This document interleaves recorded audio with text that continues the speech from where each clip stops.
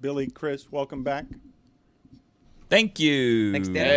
Hey. Nice to see you guys. I will tell you what you missed, which is at the very end of Tuesday, as folks were leaving, Wild Willie Wednesday began, and this is how Stugotz did it. You guys weren't here for this. I wonder, Tony, I think you were here.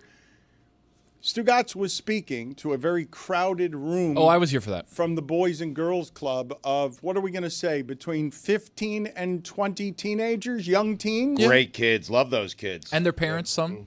Billy and Chris, you will not be surprised by this, but I do think there's the risk that you will be appalled. So what was the age range for the kids who were there with a smattering of adults? High schools, so probably like 9 to 12th grade. Yeah, but also young high school, correct? In the middle of the room, while talking to the kids, Stugotz, always authentic, never authentic, just hit them in the face with an F-bomb. Nice. I did, yeah. In what context? You know, I just said if anyone told me I'd be doing this 20 years ago, I would have laughed them out of the fucking room. Yeah. Yeah. No. Unnecessary there, I'd say. It was unnecessary. That was unnecessary there. I had no idea they were coming. I have to be honest with you. I had no idea I was going to have to speak to them, and so I just let it fly. Stugotz, I'm going to tell you right now. What you did was you bought credibility with them. Thank You're you. an adult who used an F-bomb in like an official setting. Kids love that. They They're do like, love it. yes. He's Kids the love coolest. Yes. Whatever this guy says, Yes. I'm following him forever. Yes, Did someone ask you to speak to them, or you just volunteered to do so? I walked out there, and Mike Ryan seemed like he was out of words, and so I had to step in and say something. Mike kind of lobbed Yes. something over to you Wow. to say, like, Stugotz, why don't you say something? Then he said that, and then he kind of Yes. walked out and smoked a cigarette. Yeah, So I that's did. the secret. Yeah. When Mike's around, Great just bring heater. children Yeah, in. yeah. He'll stop talking. Mike out of words is something I did not think I would ever hear. Well, to be honest, Mike went out. Like, so we were in the shipping container. It was me, Zaz, Mike, and Roy. And then the kids started piling up. And then Mike beelined it out. The moment he opened the door, he was on display. He was making things happen. He was saying things for like 15 minutes straight. Was this like a reward for these children or a punishment? Like, I mean this respectfully. Like, It was inspirational, were these I think. delinquents? Like, this was like a scared straight delinquents. situation? I'm just asking. I'm trying to get Lovely them. kids. I'm sure they were, but I'm saying, are we trying to set them on the straight and narrow here, or this is like a reward for like you're- straight A's are you or saying, something? are we trying to give? Like, this could be you if you don't sharpen up, is what I'm trying to figure Well, out. no, you weren't here, so they didn't see you. Or if you do sharpen up, this could be you. You know what I'm asking? I think that Chris and Billy took that to a place that I was not expecting. I will ask you again, your thoughts on Stugotz generally doing that to a group full of young men. I thought it was inappropriate, but I didn't even hear it. I was told about it afterward. There was murmuring through the crowd of shocked adolescents that who's this little guy who just Don't be naive, who man. I came- mean, kids are cursing Those at the kids, age of 5. yeah, those kids have heard that word before. He didn't introduce. My- Did you do that as a coach? My father, I will All the tell, time, I will tell yes. you guys, my father, Credibility. his oldest friends will remind him that he told a group of us who were 7 or 8 or 9 years old, he reprimanded us for cursing one time. And he said, there is not anything to be gained by cursing. He yelled at us, not a damn thing.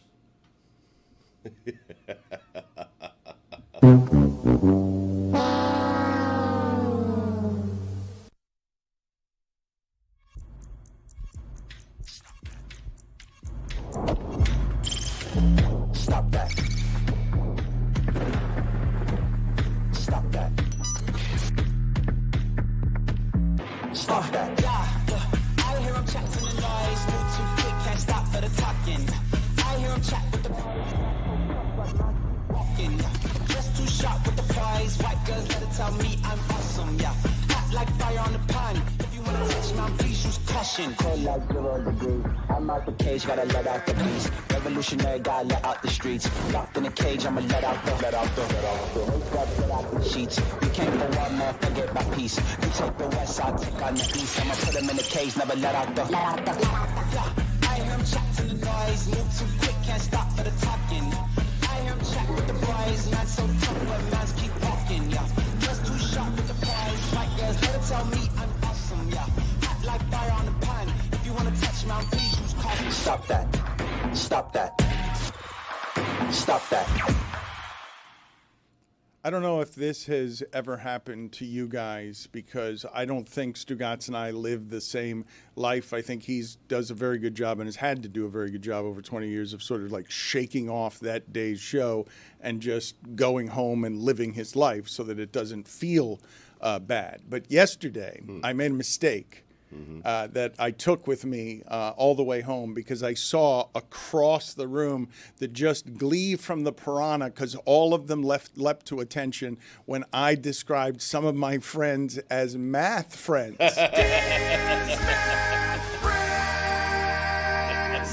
And so I just left the vulnerable opening to the group. The group saw it and said, "Oh, he's got math friends, does he? Let's eviscerate him." Yes. Greg Cody's head was down. He looked up. We locked eyes. I looked at him. He looked at me, and we knew it was time to go in on Dan. I'm not going to lie. I saw the clip. I wasn't in yesterday. I see the clip. And as Dan says it, in my mind, I'm like, man, I hope they pounce on him for this. And then 10 seconds later, they did. I was very proud. Thank you. Proud of the boys. It was 10 seconds late, but I saw it on their face before then. I was trying to like do what cats do with kitty litter before that, like just don't look at this. I don't want. But everyone leapt to attention. And so the thing that I wanted to ask Amin off of last night's game, because Stugotz has argued that the Knicks are better than the Pacers, and over a 7-game series, you guys make fun of me all the time about what I've been saying about hedge funds. Your math friends agree, right? I mean, well, I want to ask Amin this question based on sort of how gambling works. Okay, and I want to ask all of you this question. So how are the casinos sort of built? What is the math being used that builds the casinos so that unless you're Trump, it's very hard to go bankrupt because all the math favors the probability of the casinos endlessly printing money. You guys understand how those are built, right? The games have whatever it is, a 54 or 55% built-in advantage, right? Yep. The question I want to ask Amin is, if Cat and Brunson on the court at the same time is a defensive liability, if Brunson is the worst player in the playoffs on defense, and what I end up doing is play the math probabilities of how it is all of these games have been sharpened, so you will attack the maximum inefficiency in a way that skews the probabilities in your favor. The Pacers being able to attack Brunson on defense over a 7-game series where Carlisle can figure out how to again and again get offense that makes Haliburton, in a playoff game, control the entire game with 0 turnovers. Zero turnovers because the Knicks defense is not going to bother you. The Pacers are going to play how they want. They're going to score up 130. It's not even going to feel like a playoff game, and they're going to feel like they finished the Knicks right there. Is that one math probability what's being exploited in this series that changes the series, or is it just a bounce in game one that's kind of lucky? I don't know if that's math. It's basketball, right? Where you are saying, hey, their defense drops precipitously after every additional rotation they have to make. So the first guy guarding the ball, Mikal Bridges or OG Anunoby or Deuce McBride, he's really good. Right? But then we bring some screen action or whatever it is, and now they've got to make a decision. Either Cat is going to sag and the guy's going to have to fight over, or Cat's going to have to come up and double, or they're going to switch. Either way, at that point, that triggers rotation. And so if we keep moving the ball quick, right? Not holding it, but quick, there's another rotation that has to happen. The Knicks aren't good at that. They're good at that first one, but then the second one and then the third one, it all falls apart. But when I'm talking about the Pacers are really good at the front end of we're going to be great at all of this. We're number one in pace. This is how we beat you. Right. And you've got great perimeter defense, 1 or 2 passes in, but now we're going to get maximum efficient shots. I feel like it's just sort of a shredder on attack Brunson. And the analysis I did not have from anyone before this series is Brunson's the liability in this series. He's the liability because a player that size can't win, at least in part because, and certainly now more than ever, he can't guard. The bigger guys aren't scared of him, and so he becomes just an unbelievable weakness, even if he somehow gets to 30, some kind of efficiently. With all that said, they're a lucky shot away from having this series tied at 2 games apiece, headed back to the Mecca. I mean, it's a weird way to watch sports. Who wants to watch sports and think about probabilities? How did you feel last night? I mean, I felt bad. The Knicks lost. It's 3-1, but we're headed back to Madison Square Garden. The Knicks had to win. After going down 2-0, they had to win a road game to get it back to the Mecca. And, going into last night, I said to myself, you have to win Game 4 or you have to win Game 6 because the best case scenario for the Knicks at this point is to get a Game 7 on their home court. Can they still do that? Yes. So I will ask you and the group because Stugotz will not give you the tears until he has to. No. He's not going to get, and I don't know. I'm proud of this team. I like this team. We're in the Eastern Conference Finals. We got a shot at making the NBA Finals. It's not a great shot, but we still have a shot. I'll take it. I still believe, Billy, do you think I have this wrong? I still believe that Stugotz giving us perspective in his 50s is very adult, but I'm not buying it. I don't believe it. I believe in it. He's in hiding. He's a loud New Yorker, and he does not want anyone to see his pain until he absolutely has to give it to them. I don't know that he has pain available to give with this team. I'm not sure how invested he actually is in the Knicks. So it's being masked as perspective when it's really, I can't find the pain. I'm not going to fire Tom Thibodeau today. I'm not going to do it. I'll wait till the series is over. I mean, people are already firing that guy. Get out of here. We have 2 Mecca references by him already today, so he's still feeling it. Yeah. He's still in it. No, I want to address this, though, because Billy just made the accusation that I made last week that Stugotz denied, which is I don't believe he actually cares enough here to hurt.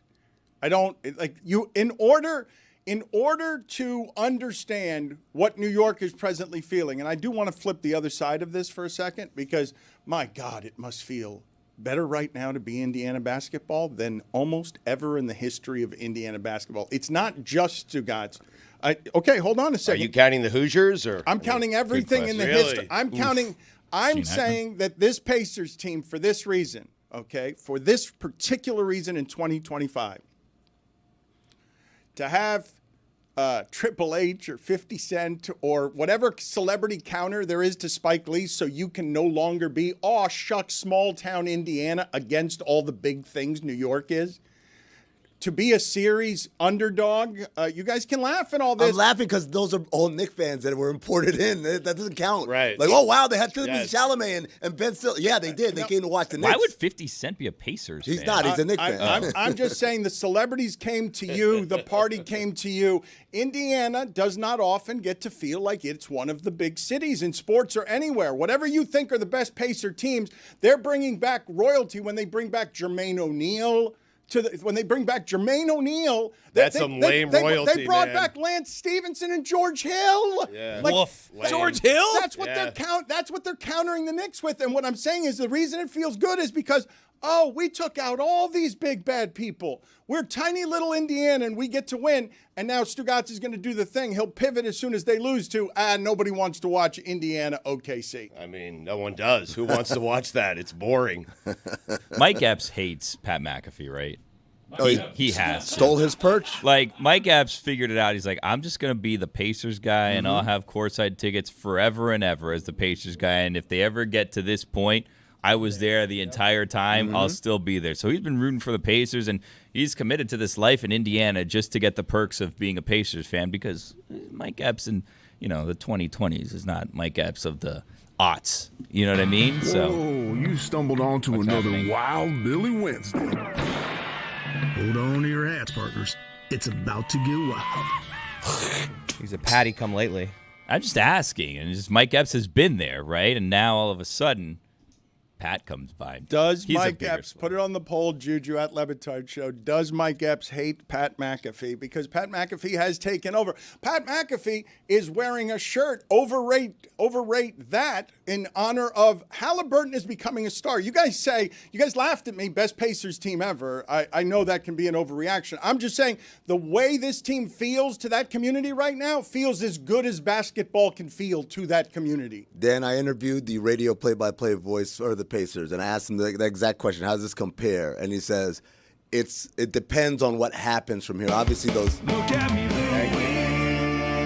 What a flex. That was a big one. You know what I hear? I heard, look at me, bona fides. Because what you're saying is not echoed by the people from Indiana. Those Reggie Miller teams were still... That's the gold standard because those were the first ones. The Indiana Pacers had made the playoffs, I want to say, twice in their NBA history until Reggie Miller and Dale Davis and those guys, and then they started winning and going to conference finals, and that big shot they hit against Jordan in 98 and to force a Game 7, and obviously going to the finals in 2000. That's the gold standard for Indiana basketball. That's the thing that put them on the map as far as, hey, we matter too.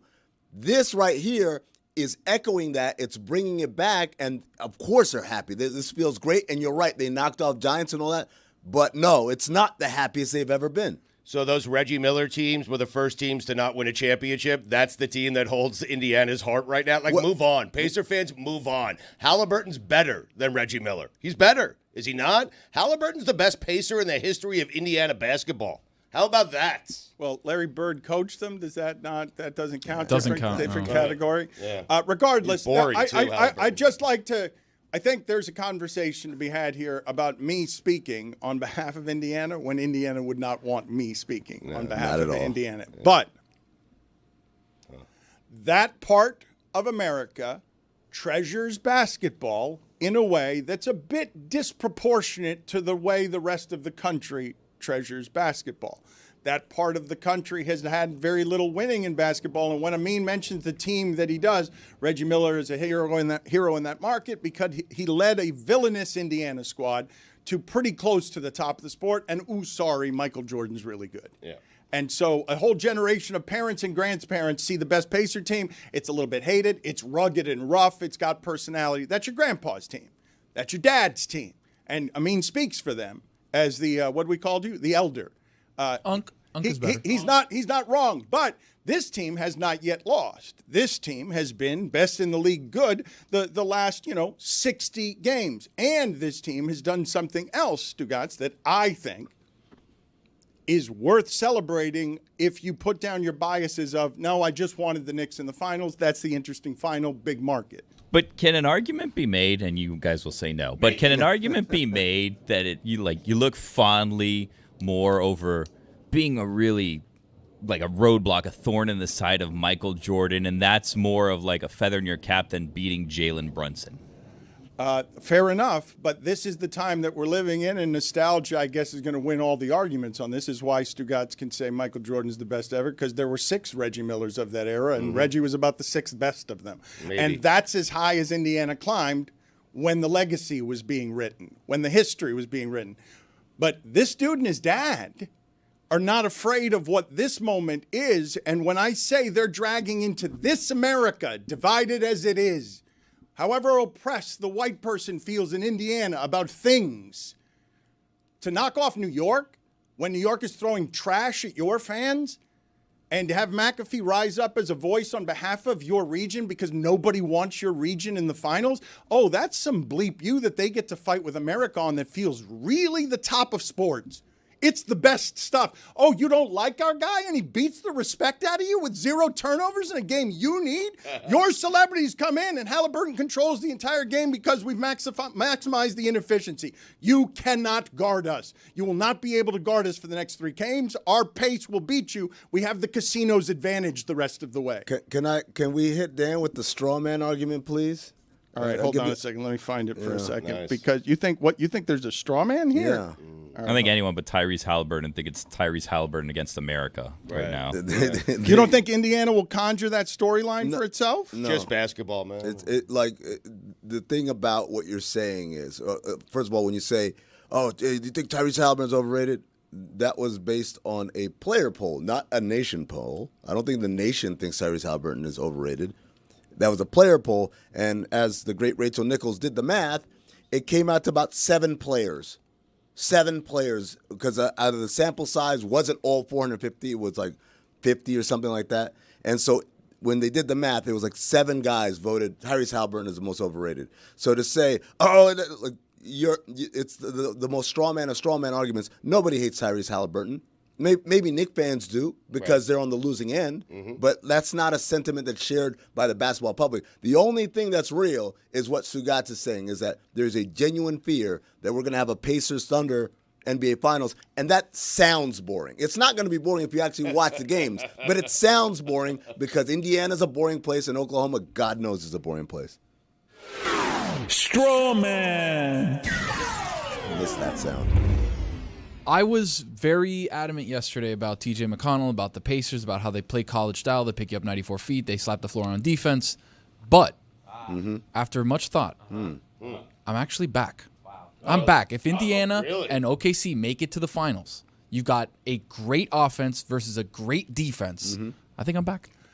I want to understand if you guys think what Amin is saying is true, because I would say that I'm not conjuring narrative or storyline when I say Haliburton, even if it's by virtue of just his dad.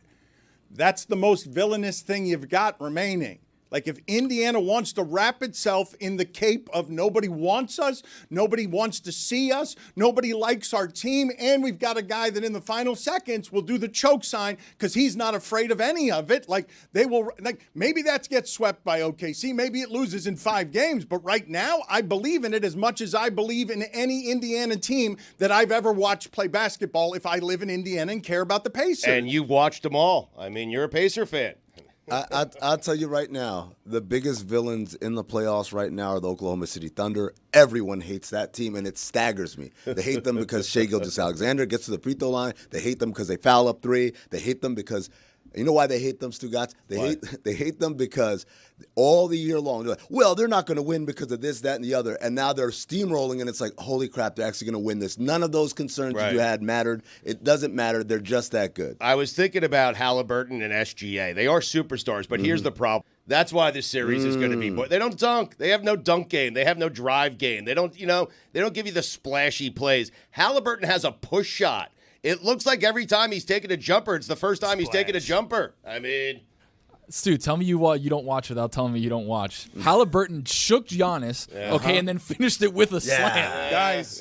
Guys, do it more often. Stugotz, just if I may, on what you just saw last night. You guys don't want the math. How about the simplicity of this? Controlling the game on a finger with a number 2 that could go for a quiet 30, because Siakam has been historically, we could say he's a very good number 2 and uniquely equipped to do some of the things in the modern game two-way that Brunson cannot. Siakam, I don't know if you'd say he's underrated. Maybe he gets exposed in the next series, but he can go for 30 at any time, and you wouldn't have been laughed out of the room if before this series you'd asked out loud, hey, who's the better players, Siakam and Haliburton? It wouldn't have been much of an argument, but some people who've been watching Indiana basketball would say, look, Siakam's a really good number 2. And Siakam does the secondary thing last night, but the game was controlled on the finger of somebody. The triple-double with no turnovers is asinine. Like, you're not playing any defense, or the mastery of offense is such that if you're a traditional point guard and you can do that against playoff Knicks basketball, that is something that is very close to a perfect game, even if you only make half of your shots. He's the first player in NBA history to have 30-plus points, 15-plus assists, 10-plus rebounds, 5-plus threes, and 0 turnovers in any game, regular season or postseason. That is mathematically described as pretty close to unstoppable when a playoff team goes 130, and the way they beat you is because this part is boring. Yes, OKC wins because they cause more turnovers than anyone. They turn the ball over less than anyone, and they got top 5 offense, top 5 defense. That's the obvious way they win. But this is a different thing.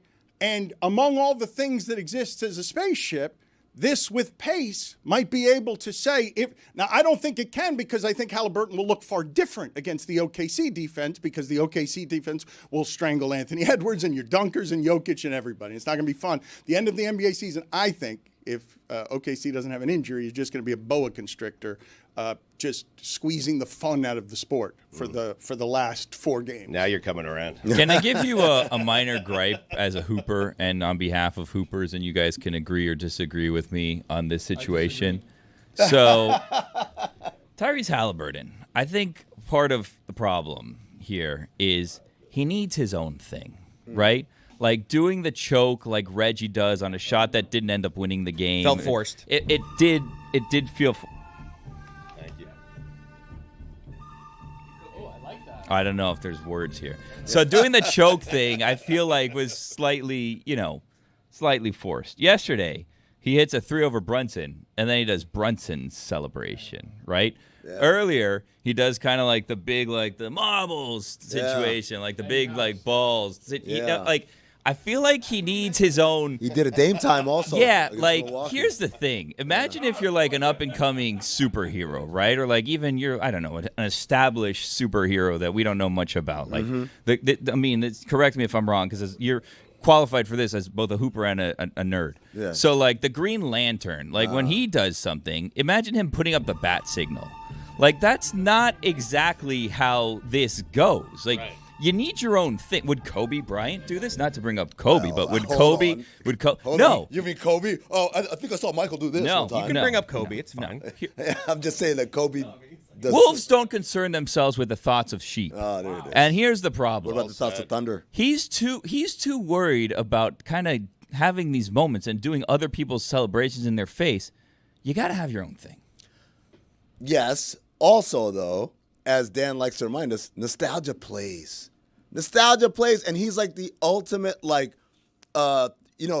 see the kids wearing cross colors and get with a flat top. You're like, wait a second. Cross colors? Yeah. You don't see these kids walking around. They're like 19, but they're dressed like it's 1991. And you're like, what the hell? But it's like, hey, they discovered this old thing and they want to bring it back. And I kind of feel like Tyrese Haliburton is kind of like that. He's this guy that's watching old 90s basketball and says, you know what? Everyone loves the 90s, right? Everyone talks about basketball today. Not as good as it was in the 90s. So what do? You just pretend and cosplay like it's the 90s. So you do the big balls dance, you do the choke sign, and now everyone has this 90s nostalgia attached to it, and to the point where you got Dan Le Batard saying this is the greatest Indiana Pacers team ever. Why? Because the nostalgia is cloaked around it. Maybe his thing is doing your thing when he beats you. That could be his thing. It's his thing. Right? His Dame time. He's got the big balls dance. He's got the Jalen Brunson three. I don't see what I mean seeing. I am embracing the merging of this is exactly how villains and superstars are born. And you guys can call him a mimic or a copycat if you wish, but I thought Tatum got some of this when he was celebrating, because he was celebrating like Kevin Garnett celebrated when he won in Boston. And it was like watching someone try to learn how they're supposed to behave as they enter stardom. And in some ways, I don't want to infantilize young 20s people, but as they find their voice as adults in whatever it is they're going to be as a professional, they have to figure out how to express joy in front of others. And in the case of Haliburton, he's doing some copycatting in the most arrogant and wonderful and confident ways. Like, okay. How about hit a game winner and then do the choke thing? Don't do it to tie He did, the though. game. He did and hit a also, game He extended the game. That's all lucky he did. shot. Yeah, That was was the worst. serious. Lucky shot. Maybe his thing is being corny because he's from Indiana, but like, get your own thing. It's from Milwaukee, actually. Wisconsin, yeah. Okay. Nothing but net. Blaze your own path. That's what Billy is saying. There you go. Yeah. And it's you're fair trailblazing. enough. It's hard to argue when he says bah. But I would just say, I mean, in the last 4 games, I think I can say something I didn't think I was going to be saying, because he says make a shot. I was wrong. Haliburton is, whatever he is, 10 for 12 this season or 12 for 14 on shots to tie or lead with less than 2 minutes in the game. So he's clutchier than Brunson, who empirically before this was the clutchiest. I don't have that wrong, right? So when he says make a game-winning shot, I can counter with he makes more efficiently than anyone in the sport. Put that on the poll. Who's clutchier, Brunson or Haliburton? Correct? Do I have it wrong?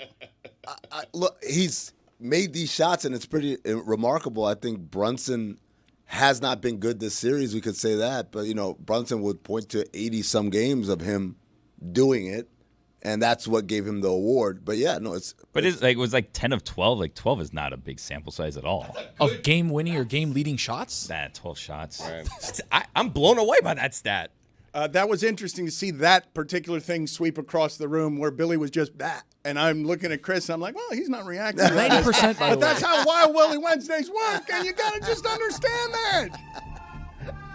Billy, it's 10 out of 12 in the 12 most shots. in the clutchiest moments of the game.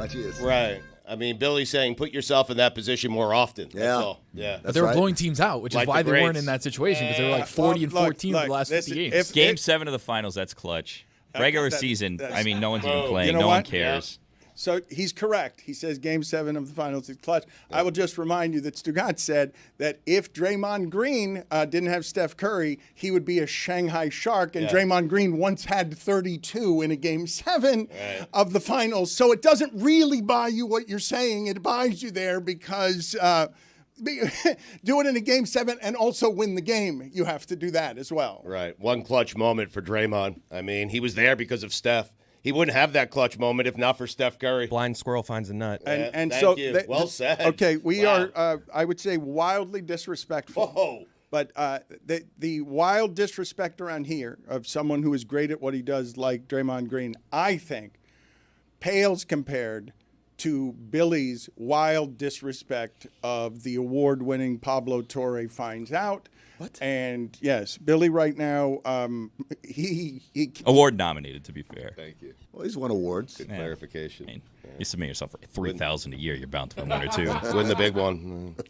what is the big one? What is Whatever the big one is. But what is the big? It should be called the big one. I know, thank you, but I'm asking you to tell me what is the big award. Peabody. I think he'd argue on behalf of the Peabody that would be the big one. I think if I don't. He's nominated, but once they start seeing the smut that he's trafficking in right now with Bill Belichick, I guarantee you, there's no way to lose yourself a Peabody more than to be suing North Carolina over trying to find Bill Belichick emails. Billy, are you saying that they're not going to give the Pulitzer to the National Enquirer? You said that, not me. Well, no. What you did say though is you officially said Pablo Torre has gone well past creepy. No, I said we're entering creepy. Publicly, I was prepared to say we're entering creepy Tory with well the whole past Belichick. creepy. No, That's publicly. the same. No, They're not the same. Those How about are privately, the though? same thing. Privately. No, Those for are the the record, same thing.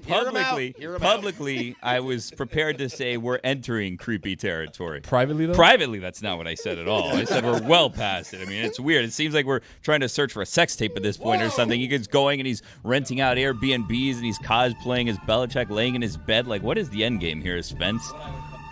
I will just tell you that I was I don't know if I don't want to spoiler alert on a Wednesday, but The Last of Us. If you are not caught up, I'm not. Okay, just Spoiler alert Wednesday. Sorry.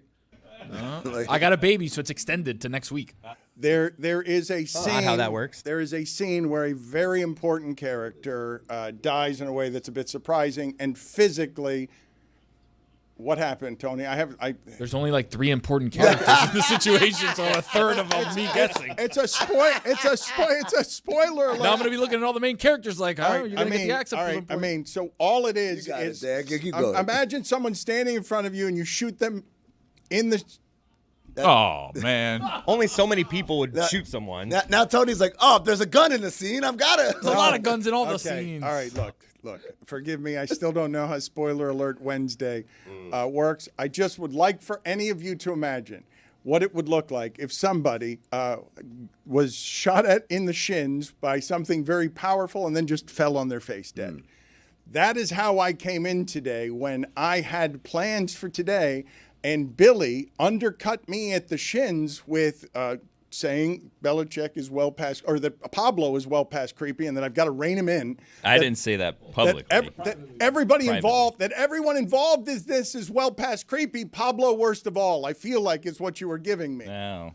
It sounds like you're projecting now. It sounds like maybe you agree with me, so now we're kind of like just assigning those thoughts to me. I think An what I love about the award-winning Pablo Torre is doing Award-nominated, yeah. is that it's got unbelievable range. It has really, unlike any other podcast in the space, it's got wild range. Have you ever heard Pablo's mission statement for the show? It's to do smart things dumbly and to do dumb things smartly.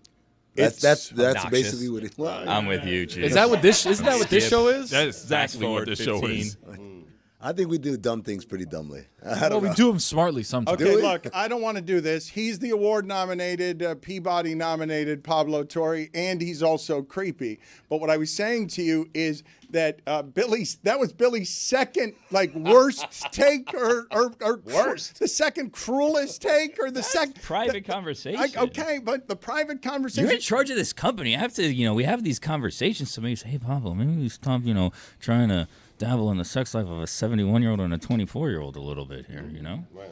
So making us look good here. I'm trying to win a Peabody here. Maybe let's stop, with the whole Belichick thing. When he talks like that, it's private. Tim. Yeah, that's private. I thought you knew. Right. I'm going to have to come up with a new private I thought voice you were now. doing Belichick there. No. He's a private guy, so that makes sense that his voice sounds like that. The Peabody is highfalutin. I think that is the big one. I don't know what do you guys imagine is the big award that everybody would want to win in. I like the sports podcast awards. Yeah, those are big ones for us. Yeah. Actually, I like what Billy said earlier is that we should start an award, call it the big one. Yeah, and then that'll be the I'm on it. Yes. How can you argue that that's the big one if that's what it's called? This is what I'm going to argue. This is what I'm going to argue, okay? I'm telling all of you guys that within an hour, I'm going to award the big one. Really? Yes. Wow. You have that power? I'm gonna personally. I want to get. Congrats to Pablo in the net. No, I don't. and think Samson. I'm not even sure that they're going to win. Hockey show. This is his first nomination. This is the hockey show's first nomination. I of the big one. will tell you that I would be willing to give the big one right now. If none of you are watching this, you're missing what Yeti and Chris, I said this yesterday, are doing for an old man to produce him in a way that creates a funny chemistry with not very much in the way of post-production costs on the editing. So the show looks exactly as you would imagine it if a 70-year-old grandpa was doing it from a closet with Chris Cody, who I'm guessing is wearing sunglasses because he's baked. I'm not sure, but I'm pretty sure. I'm just going for a thing. Right, It's like on that show, I wear sunglasses. Yeah. It's like a new character I'm working Okay, on. yes. Okay. And so in the most The character is just you wear sunglasses. Cannabis Chris. I did a couple weeks with no hat and sunglasses. So Not like bad no look for you. hat, sunglasses on my dad's show, hat, no sunglasses here. Two different people. Okay, you without a hat is one thing. This takes me back to the Billy take I was telling you about that I think is worse than the take that Pablo is creepy. I was Is big. this private or public? Because I Which feel voice? like Which Yeah. voice did you use? He's basically being disrespectful to 20 years of tennis by yelling that Nadal needs to wear a hat. Otherwise, he's like that Nadal needs to wear a hat to cover up that he's aged in a way that Billy's not comfortable. I don't think it's a hat. I think it's a headband. I mean, correct me if I'm wrong, Billy, but I think it's a headband. He did tell us this in private, Dan. Well, but anyway. and that's not how the conversation started. It ended up there. But what Right. I was saying was the four of them seem to get together like every other week, but we're making these reunions like this big thing. Like, oh, guess who's here, Rafa? And it's like your friends that probably flew on the same plane as you because you guys are constantly together doing things. And I was just like, enough's enough. Why are the four of them continuing to reune? I thought he retired like 2 years ago. I'm He's still with going. you. I don't know who's active. I don't know who's not. I'm assuming Andy Murray's not, but Andy Murray is not slow behind on who's not aging the best in that situation. Based on aging alone. Wait, rank them for me. Based on aging alone. This Okay. is come on, let's not do No, this. let's do it. Let's You not started do it. this. We're here. Yeah, I mean, You started this, friend. I started it. Yeah, you started it. I started it. private conversation. Yeah. I started it. All right, do it. We want to go in reverse order, or are we Reverse ending on number order. one? Or We're ending just on one? number one. Yes. Build that anticipation. Who's aging the worst of this foursome? Is what you're asking me. Yeah. I hate doing this. Any OLIs? No, there's only four. So if you come in fourth, you're aging the best, right? Yes. no, you're aging the worst. Oh, see, I would think one would be aging The the worst. one is the guy who. One is aging So who's the the best. ugliest? As you're asking me, is one. Well, I mean, you said it. I Whoever's didn't. aging the best is four. Why are we doing Go on. this? All right, number 4, What are we doing? You asked. Rafael Nadal. Wow, Rafa. Yeah. The best? Based on looks, Yeah, he looks good. He looks great. It's just a hair. If I were to see the four of them, I would say that man is the best of this bunch. Especially if you don't in have terms- like a bird's eye view. That's because Andy Murray's starting to kind of, and I don't want to infringe on Mike's territory here, but his hair is going. We're gonna do a sports gossip show that objectifies That's another show. the decaying appearances. Is of that men. objectification if it's the opposite of good? It's We bad? are not in any position. I'm not objectifying them. I'm not saying I want to F them. I'm just saying, this is, who is not aging. the He's best. being objective, not objectifying. Thank you. He gets it. I get it. Can you be objective without objectifying? Yes, that's what you're doing right now. I don't think that this show is qualified to Number tell. 4, the Joker. I thought number 4 was Nadal. Oh, sorry, number 3, the Joker. The Joker's. I thought there was 5 of them. I forgot. What? He doesn't look like he's 8. Like, what part of him looks like he's 8? Didn't That's what I'm saying. That's why he looks good. Didn't this whole thing start with you saying Nadal aging the worst? I don't think you're playing Yeah, I this don't game. even play- No. Yeah. Well, no, then you told me the number 4 had to be the one that was the best looking at this point in time. Yes. But Yeah. I thought this whole thing started with Nadal's aging poorly. Yeah, correct. But you just put him fourth, which means he's aging. No, I aging put the best. Joker. Wow, I'm gonna leave. Federer is no, 4. no, The no, Joker no, is no. 3. Federer's 4. Wait a minute. If you're Hear gonna him leave out. like that, leave. If you're gonna leave like that, you don't get to leave and then stay around. You need to know that's not how you do that. He did the thing, Dan. No, Elevator, looking at his clock. It's over. Taylor down there or what? it's his only move. It's pathetic. Well, no, he's got the walking down the stairs one too, which is great. And he Oh, has and he's coming back. The He's coming sunglasses coming too. back, yeah. Take the stairs, Chris. Again, Elevators out of the way. Stairs. Yep, there it is. Stairs. I love it. Yes. that show is very well produced. I can't believe I'm saying it. You know what we can also do? We What's can that? also do, cut to me, guys, a canoe. Oh, I like that. But it doesn't sink. Like I could still see it. All right, Whose ukulele is that? Because it's Jeremy's, right? It has to be. leave. Take the ukulele with you. Number two. Billy, please, Andy Murray, number 2. please stop doing this. Please. I won't tell you one. We won't finish the list. It's fine. No, now I need number. No, I'll listen to you. You know who number one. There's Well, I only told you 4. 3 of the 4. Right. We know who I know. number 1 is. You got Fed at 4, Joker at 3, Murray at 2. The problem I have with everything that we're doing right now is I really have a problem with this. These 4 men have been a symbol for youth. I told you the story, anymore. Stugotz. Just Federer. I mean,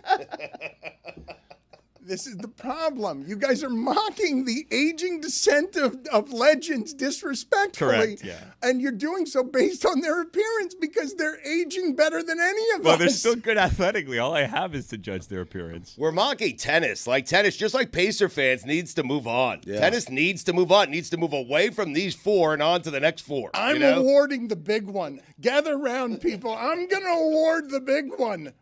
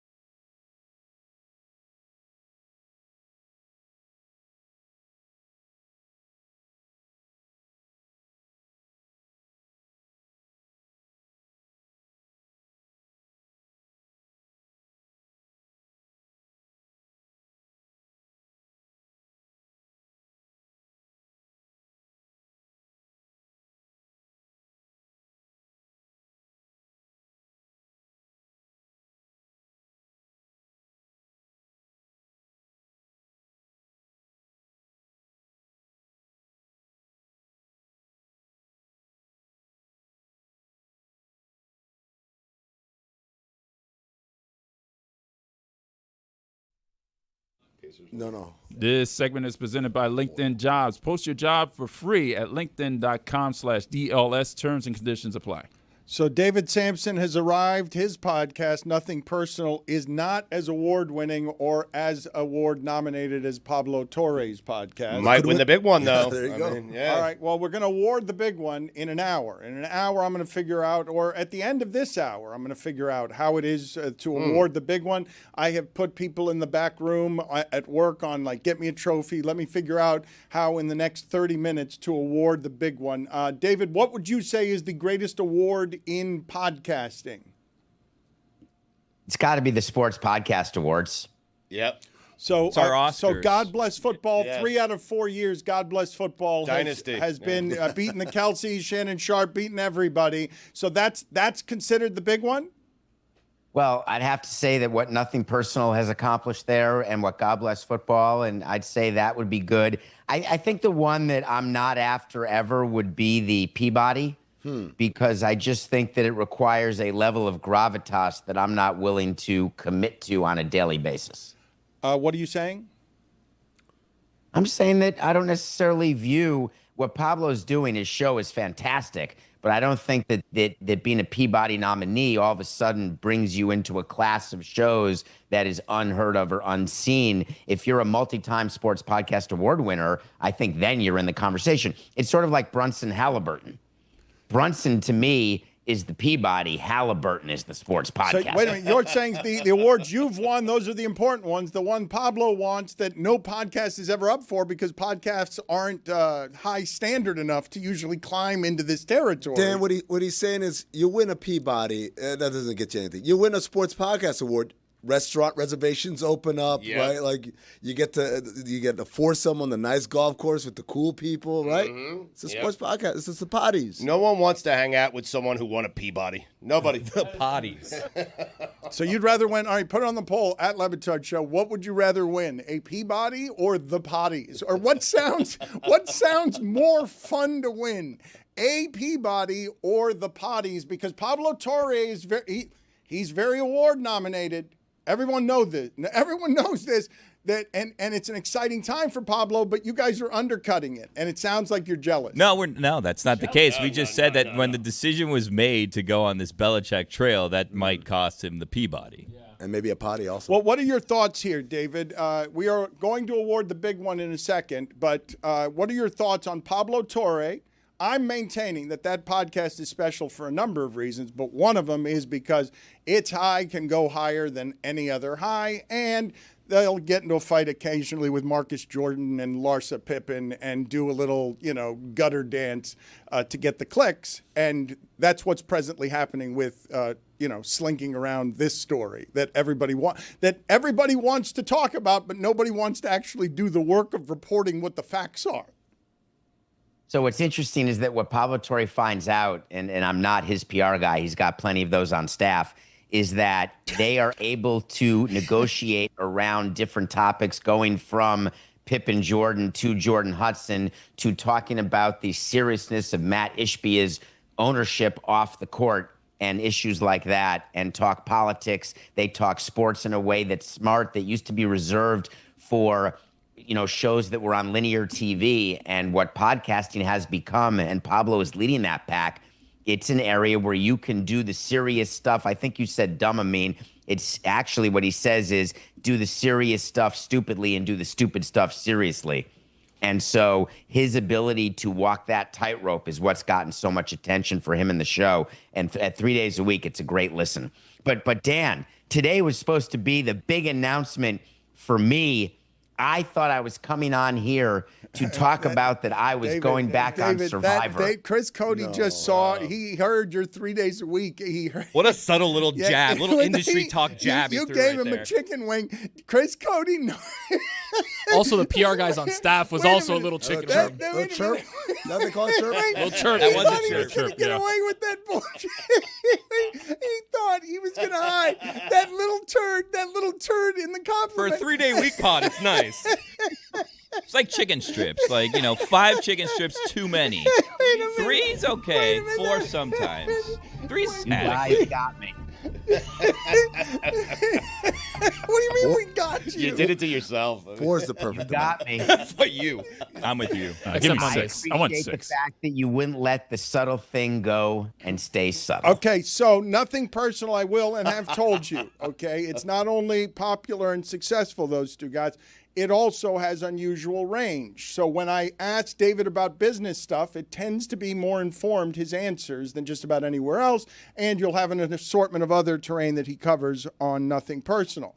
But when I say to you the reporting that Pablo did simply on owners Ishbia and Gilbert, simply that this year, would you not classify that, which might not be one of the top 5 things that Pablo did on that podcast, that story to be the closest this year that sports journalism has been to reporting the insides of where the rich people do the stuff that can be allegedly, really damaging, and how it is that power comes to be in ways that can make people really uncomfortable? Who's gotten inside the dark rooms of real wealth better than that story in sports? Well, think about it, what he does, though. He does it by doing it in a jocular way with very serious reporting and with serious people. He's sort of the anti-Logan Roy's Children in Succession, where he is so serious about what he does because he does it with aplomb. He does it with real journalism and real background and education. And he does it in a way that people can actually understand it and then take away and discuss it outside of the podcast. And that's a tough thing to do. So that is, to me, where his true talent is to make things that seem impossible to comprehend able to understand. Like a haunted hotel in Oklahoma City. Can someone tell me, I'd like to know here before we go any further, David, you've been sort of... You've been sort of trying to become the Pope of Meadowlark here. If while you were talking, I saw on a Slack string an employee of ours write, "Are we just going to bleep off Pablo all day long?" to interrupt my thought process, how should I be reacting to that question appearing in my phone from an employee who's working for us in the last 5 minutes? I'm asking you curiously because we were talking about Pablo a lot. By not interrupting the show and bringing that up. I hit send on that, huh? Okay.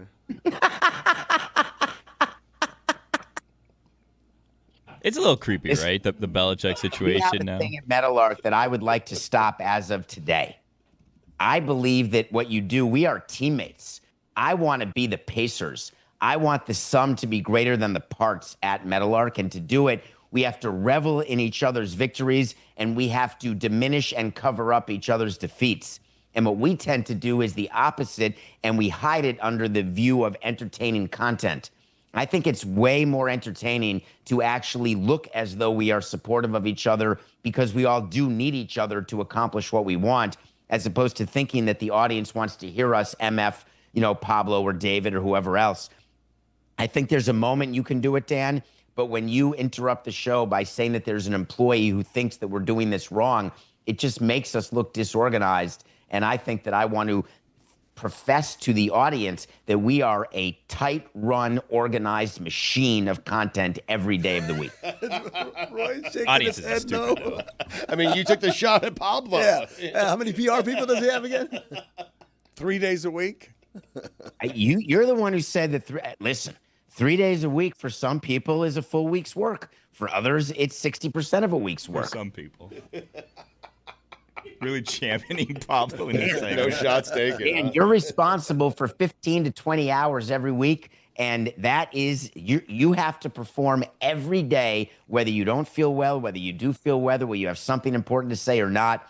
You have the ability to keep a huge audience for hours, 5 days a week. There is no greater compliment in the industry than what you do. There's no one else doing it. Great show last Friday, Dan. That was Amin and Hawk. They join you often on Fridays to give you a better perspective that is different from me and Samson, but that is not award-winning presently. It is neither award-nominated nor award-compensated. Give him the big one. The big one, though. But the big one is up. Well, how does that work? Is there one big one, or are there subcategories to the big one? You got to win the big one. Yeah, just There's got to win only the a big one. big one. Right. So it's just best show? Like, what is the big one? That's a good question. This is what I'm going to say the big one is. Thank you for asking the definition. It is the award in the sports podcasting industry that is the single most coveted award that there is by consensus. No one would argue. As soon as I present you what this award looks like in about a half hour, everyone will know why it's the big one, why it's the great, that we are going to give away to one lucky winner what is the biggest prize in the entire industry. That's what I'm saying it is. Is that good enough for you, or do you need better explanation than that? A little confusing. I'm happy with that explanation, but it can only be one thing. It can only be money. It can be many things, and you need to make everything about money a little less. Chris, a lot of people are accusing you for just stealing Austin Powers' moves that none of yours. Oh, I mean, that's but none of your stairs or Behind the elevators or anything. None of it's original. A canoe. I think this show. The this canoe show, needs to fall off a waterfall, though. It does. Okay, very good, Stugotz. You show us how to do that one as a professional stuntman. It's not my canoe. In my defense, the first time I ever did this shtick, I paid respect to Austin Powers. That is exactly what I'm doing. But then you there. furthermore stole it forevermore. Well, it's just a funny bit. Come on. Okay, that's correct. It is. I laugh every time. David, one of the things when I talk about the range of shows, one of the things that David does on his show that I don't see a lot of people doing is the following. The Twins sale, David. I don't know how many people care about the Minnesota Twins being sold, but a giant baseball team being sold has an unholy mess of wiring. Can you take us through some of it? Yeah, this actually is something that everybody focuses on in every sport. It's sort of an obsession of people. How much did this team sell for? What's it worth? When you're out trying to sell a team, you have an idea of the number you want to get. But as you know, something's only worth what someone else will pay for it. And when someone else pays for it, that is definitionally what it's worth. The Twins said, we want $1.7 billion in 2025. And what the buyers have said is, we don't think so. We think maybe 1.4. We think maybe 1.5. And so there's a lot of articles that have come out that the Twins sale is delayed because no one will bid what the owners want. What the owners are not realizing is that baseball right now is at a very interesting point with collective bargaining agreement that is expiring at the end of 2026. There's going to be a lockout. The lockout may last for a long time. It may interrupt your revenues for the 2027 season that you're counting on as part of what explains your purchase price. There is disruption in the TV world.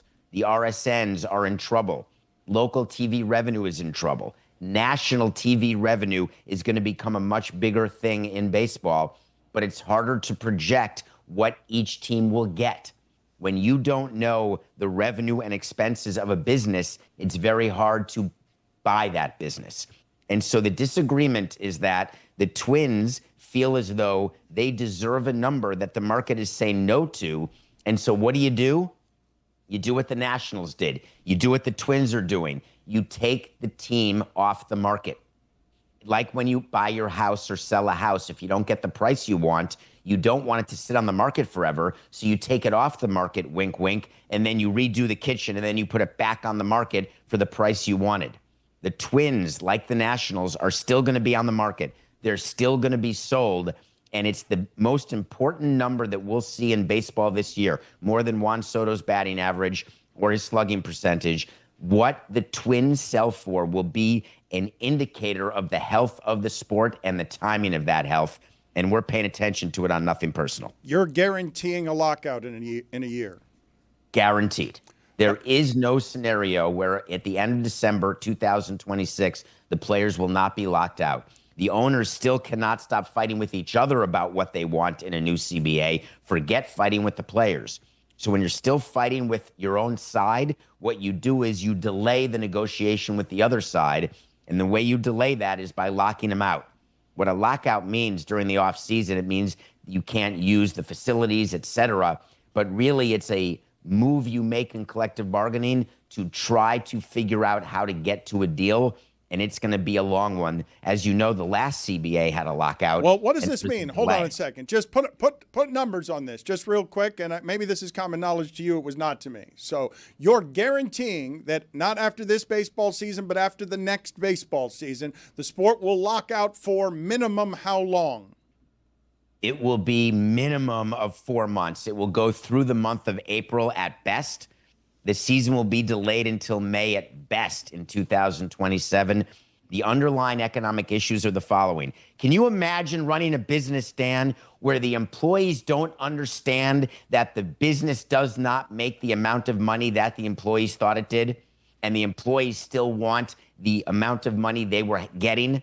That is what baseball players are doing. They don't get what's happening. There will be an adjustment. There is economic disparity that is unreasonable and uncomfortable. And the only way to do it is going to be with a harsh reality of a work stoppage.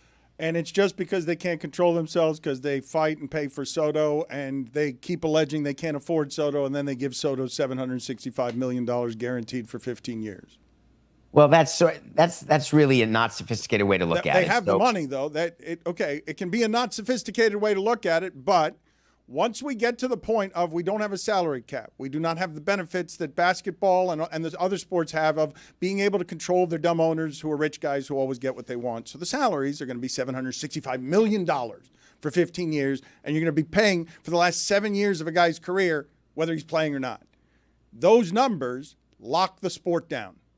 Right there. Just fans don't understand it. How is Soto worth more by that many millions guaranteed than LeBron James? Get out of here.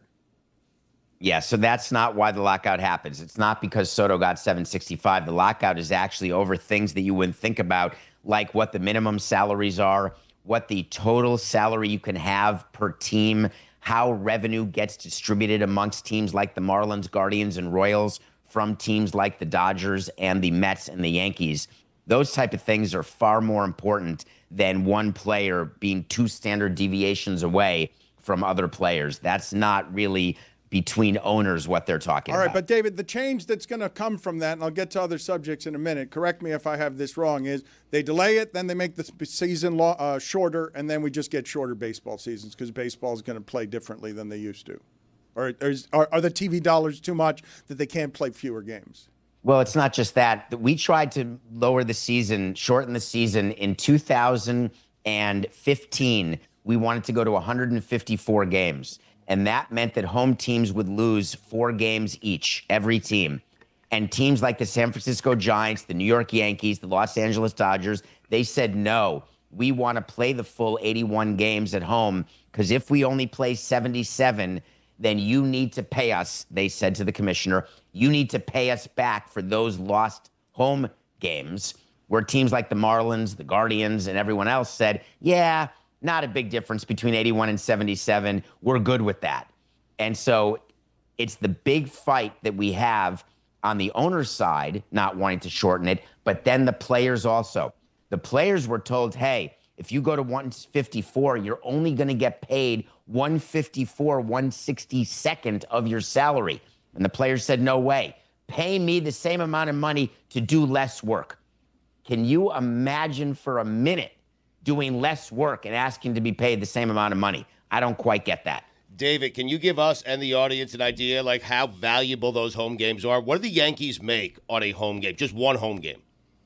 So there's a big difference between what the Marlins make and what the Yankees make. Mm-hmm. Just like there's a big difference between what the Warriors make and what the Pacers make. It's based on average ticket price and what the per cap is for each fan because they're spending more money in certain stadiums than others. For the Yankees, just think about their ticket revenue alone.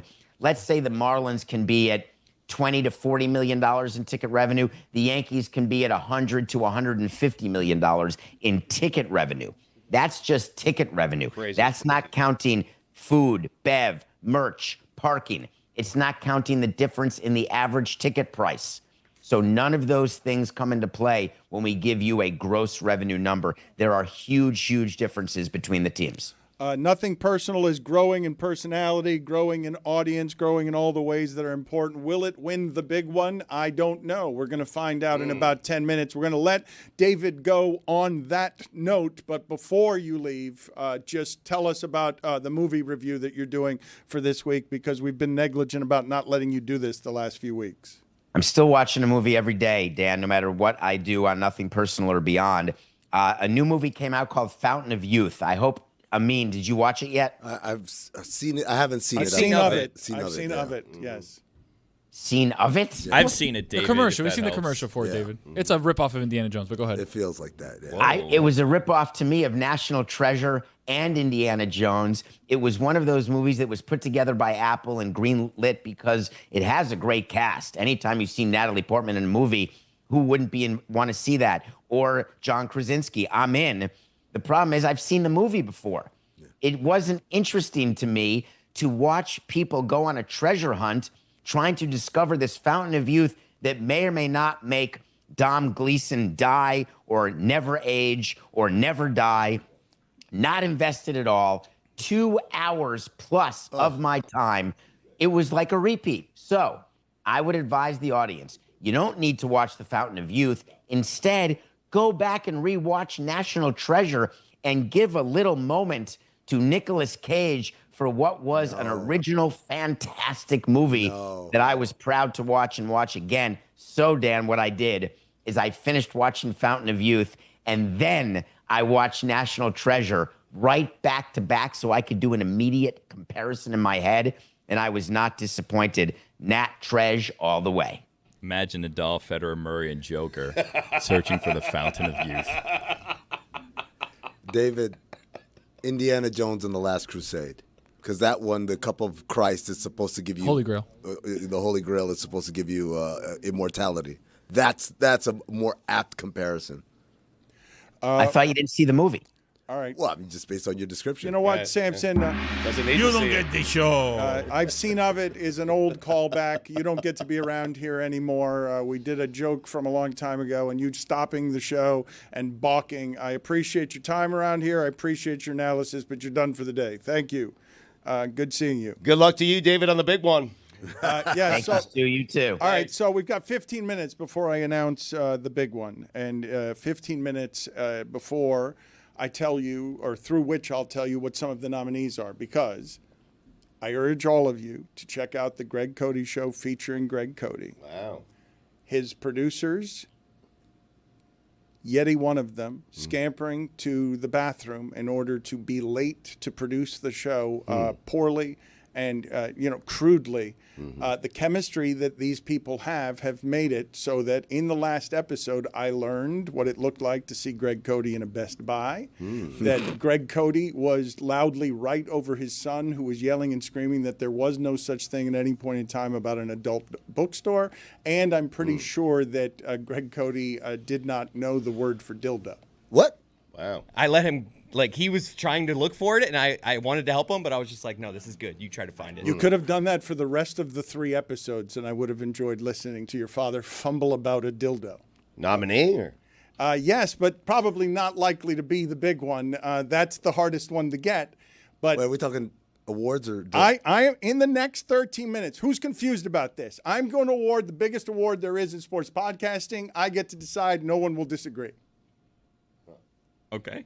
That's a hard standard, correct? That's a hard. Well, we can't disagree, so yes. But as someone who likes to under-promise and over-deliver, you would agree that it would be pretty bold to say, I am going to award a winner. There will be no argument. This will not be subjective. We will all agree that this is the big one. That's a hard standard to meet. I believe I'm going to meet it. We'll see. It'll happen before the end of this segment. I think that's the hardest standard there is, right? If only one person gets the and chime we all in, have to agree. we have to disagree. But up for it is the Greg Cody Show featuring Greg Cody. Wow, Congratulations. Yeah. Congratulations. Yeah. This is the Greg Cody Show, first nominee for the big one. it's I don't. These things are allegedly subjective, but I would say Not this time.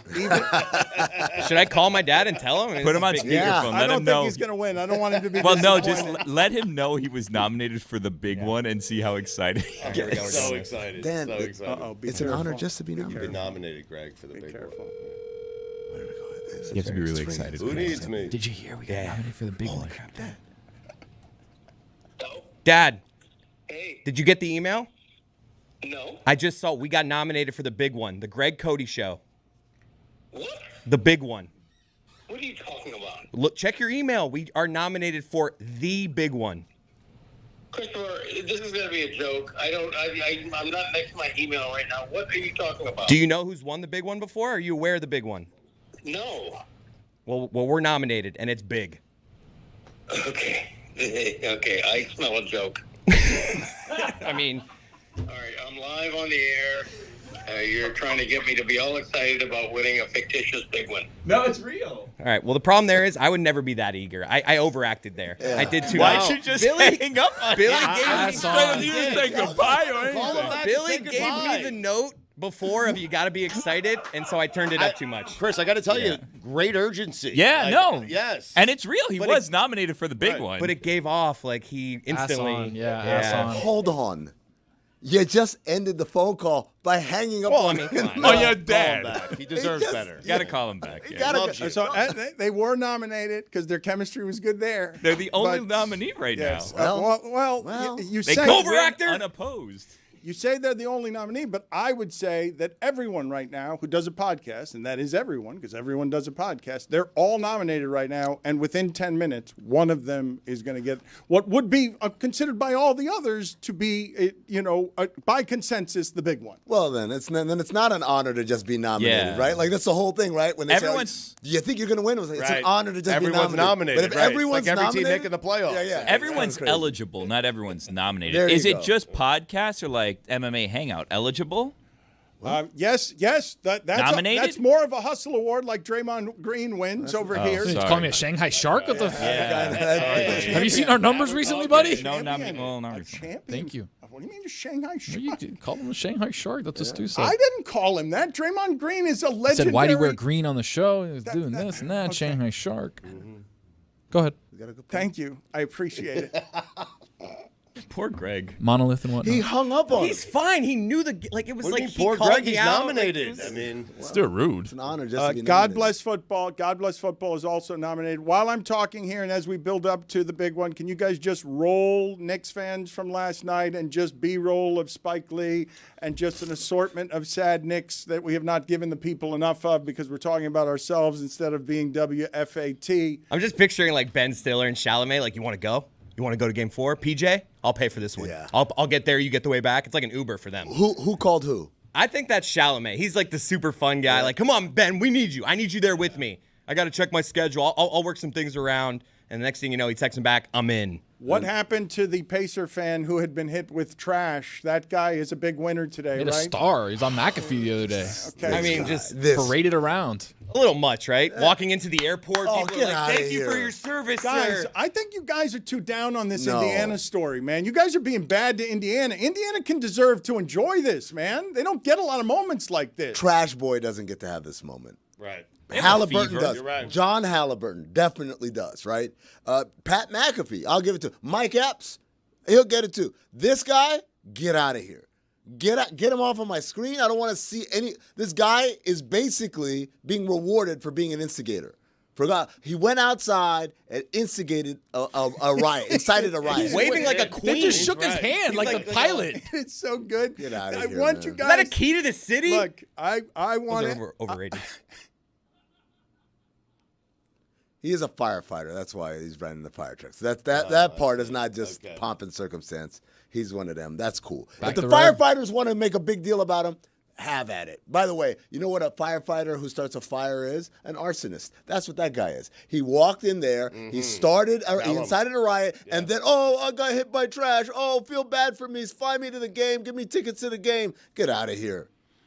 I can think of no greater symbol for where it is sports are today in the in the currency for our attention that we have made famous the guy who's famous for getting hit by New York dumpster juice because New York throws trash at people when it's feeling good about itself up a couple games in the playoffs where they haven't been for 25 years. Doesn't this encourage Knicks fans to do what they did? No. Like, this isn't discouraging. Like, I'm going to be meaner to a Pacers fan It's the greatest next time. reward you could give a sports fan today. Make me famous around my team.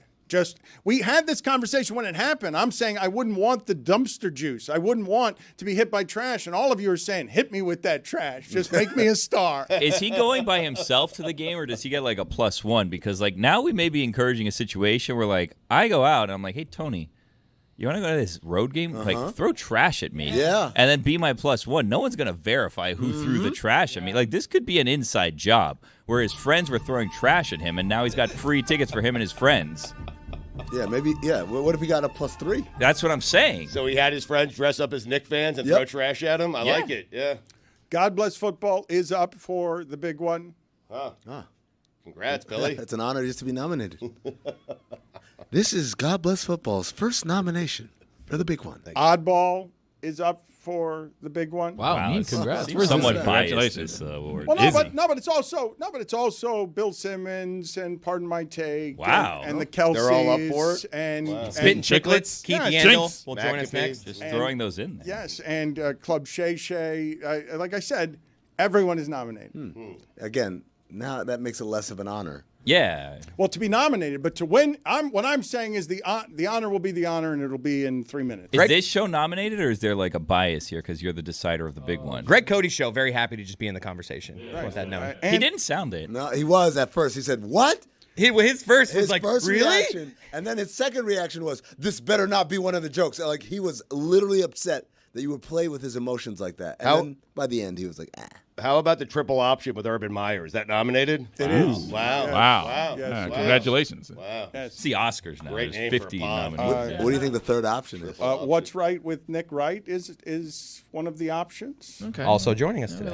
He's going to be here in a little bit as well. Yes. What's Acceptance right? First speech. nomination. Can you guys, Chris? I saw you rummaging around trying to find me a trophy that we can give. Oh, no, they're prepared to present it whenever you're ready for it. Oh, they're prepared. They're going to walk it into you. Yeah. Oh, okay. What are you We laughing need a couple about, people to walk Stugotz? that sucker in. Really? Okay. It's pretty big, huh? What do you I got? was wondering if stupidity It's was the big up one. for the big one. It is also. Oh, wow. Congrats, All Stugotz. That's Congratulations. two. Yeah. Master of Very good, upsets very if good, you very win good. with one episode in 2 years. This is Stugotz's second nomination for the big one. All right, let's walk in the trophy to Dan. Let's bring Dan in. the big It's a one. big Is it trophy. Wow. Whoa! Hold on. Don't hurt yourself, Mike. That's the big one. Look at that. Oh, it's got a little crown on it, too. Wow. Who wins? Okay. Well, hold on a second. Look at the butt on that. For You must work out. Statues have great butts. He got great butts, man. Yeah. Lots of Created in a squats. lab, almost. You never see a statue where you're like, leg day? Like, put it on the poll. Pancake back at there? What's going Lebatard on? Show. Do all statues have great butts? Yeah. At Lebatard Show. Stugotz. So just for the audience, so they understand, what is a very short way to describe what this award is? It's the big one, Dan. It's the trophy that everyone wants to get in the podcasting business. I hope that I win the first annual Big One award. It's a very, very, very tiny trophy. It is, yes, that is correct. And it is a very big prize, though. The smaller, the bigger, Dan. And the bigger, the smaller. Welcome to Pablo Torre Finds Out. Well, that's nominated. That is nominated. Wow. Because what do you mean? This is Pablo Torre's first nomination for the big one. But I would describe it more shortly as it's the prize everyone in podcasting wants. Well, I said that. And you did say that. I did. And our show, this one, has won it. Congratulations. Oh, Congratulations. Wow. Let's go. this is the Dan Le Batard Show's first win of the big one. Was it nominated, though? I mean, Congratulations, guys. We have signed a new deal with DraftKings that is one of the best deals that you will find anywhere in the industry to continue our partnership with DraftKings. They've been the best partner that we have ever had, and now we are long-term working We with back, for baby! each other.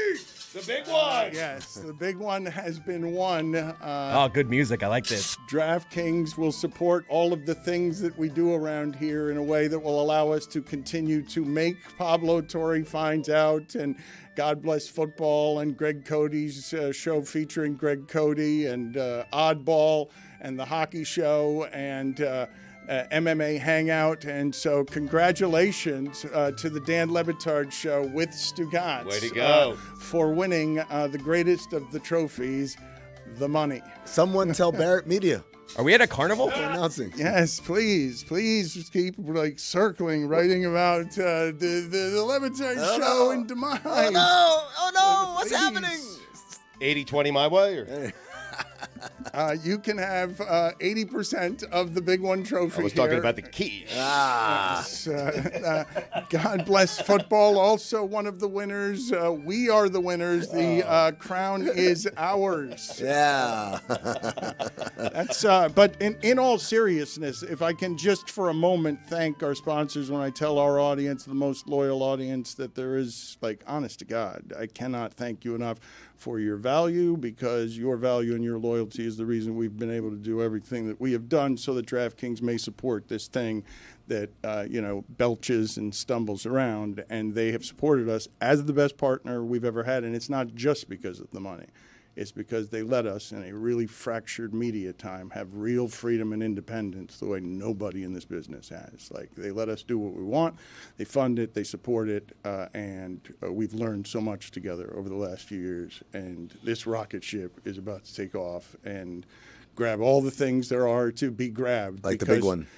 Yes, it starts only with this How about big that one. trophy? It Yeah, starts yourself an only with award, this man. big one. Weird. But I know I haven't said it in a while, but I say it all the time. It's because no matter the turbulence, the audience comes with us.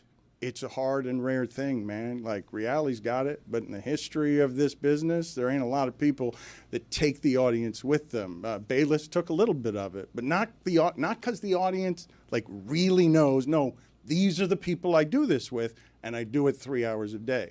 That's what DraftKings is paying for. Like, that's Stugotz. That's the best symbiotic marriage you can have with your audience, when the audience funds it that clearly and the sponsor understands it and gives the audience and the show the freedom it needs to actually partner. I mean, so blessed to be able to have the greatest gift, the big one, which is you get to keep doing it.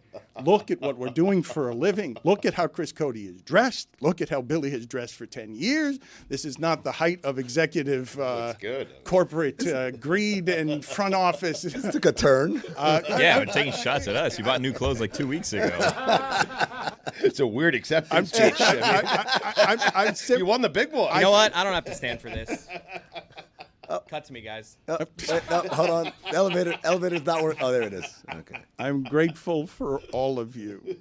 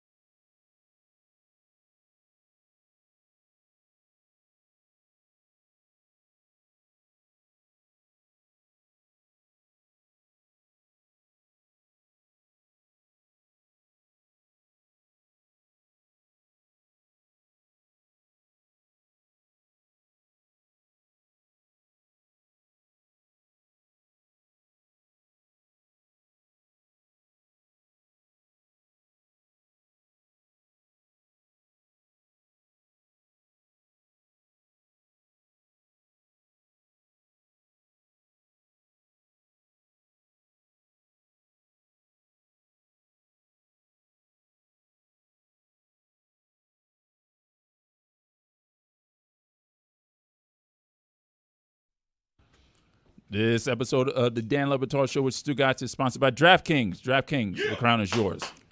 Why are you so excited here, Chris? Why are you? We're having Yans on. We got Game 5 tonight. We just re-upped with DraftKings. Like, what a day! Crown is ours. Just gave out the big one. I mean, you're saying You're saying Yans. That's how we talk, hockey guys. Stugotz loves this. When you call him Yans, I don't know what to do with him because he's been a combination of rubbing his hands together, the way that Stephen A. Smith sort of moves his neck back and forth when he's preparing for a fight.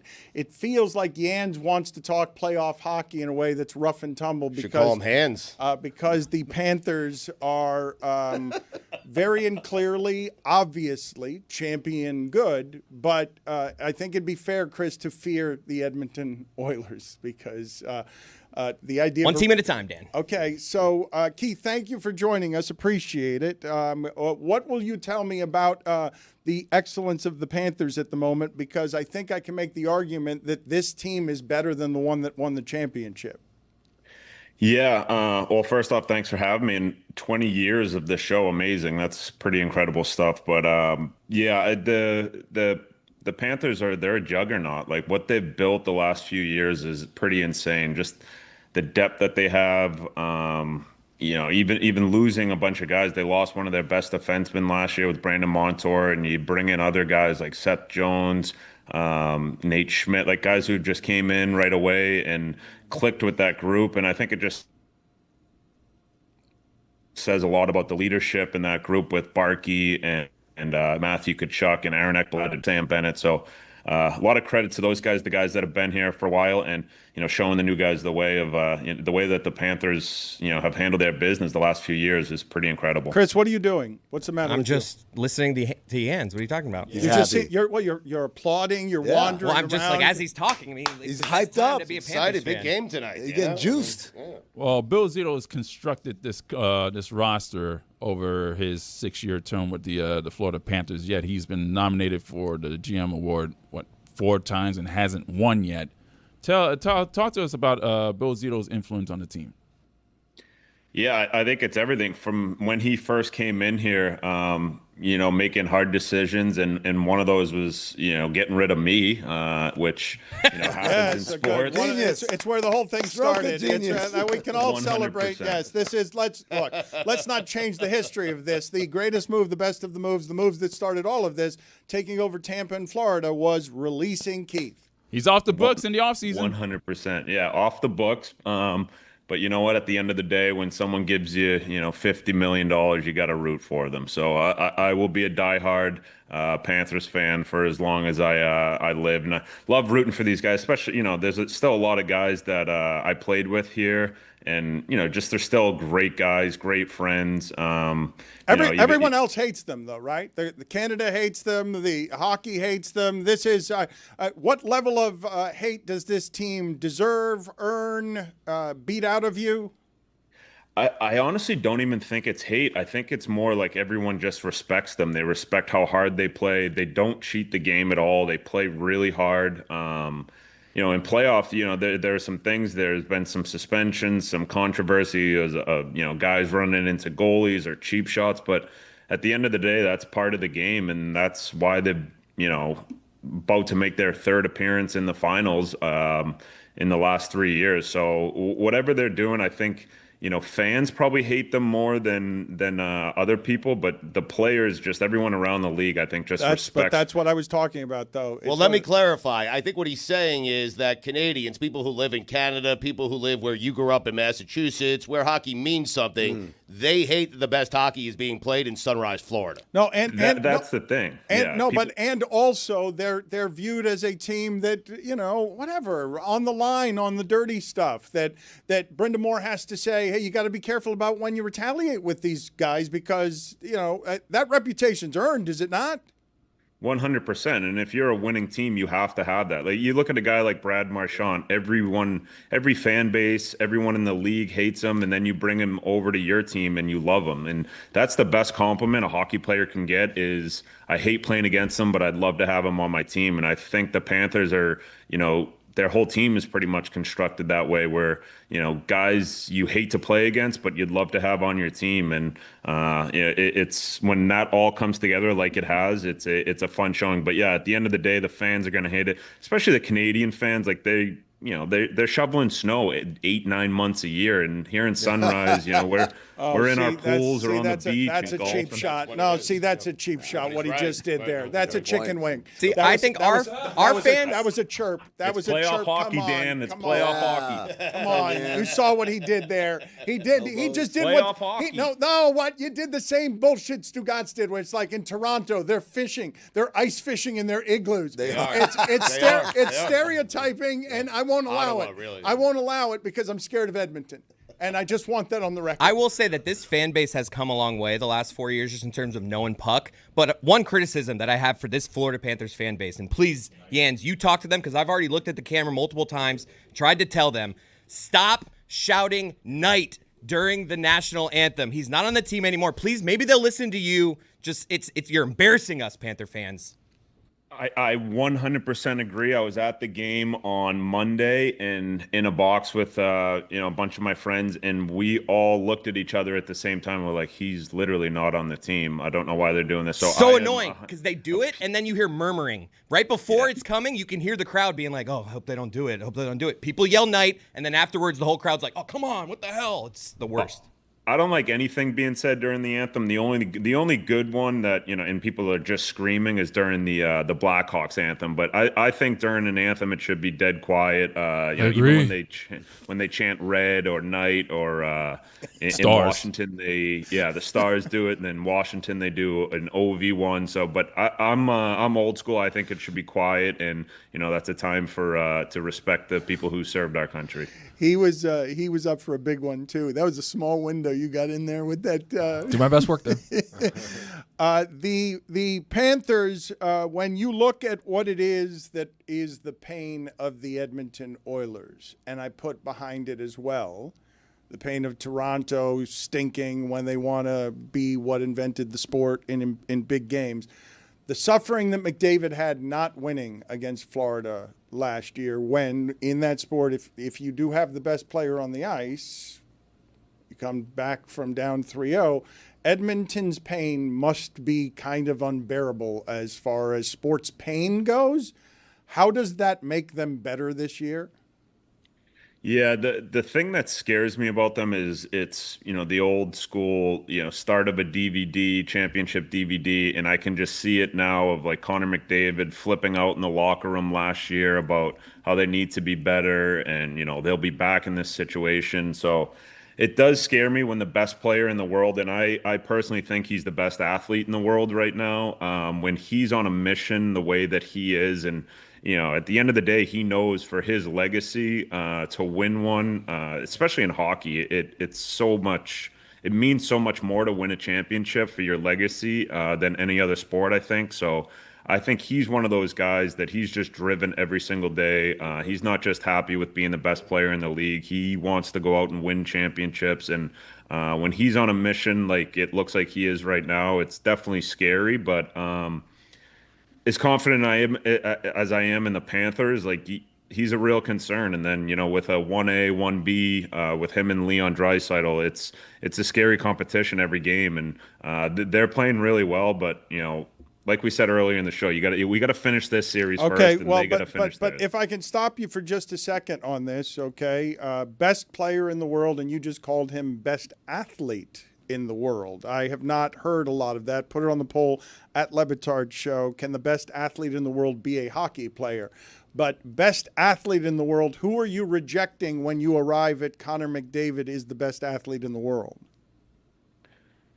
Maybe I would say the only one close to him, I think, is Shohei, just because of what he does. Obviously Patrick Mahomes, but I just think in pure athleticism of being able to skate as fast as Connor does, and the way that he can handle the puck and make players around him even better. I don't think that there's a guy in sports that can dominate the way that he does, because hockey's so hard. Like, you go to a game, like, there's not a lot of room on the ice there.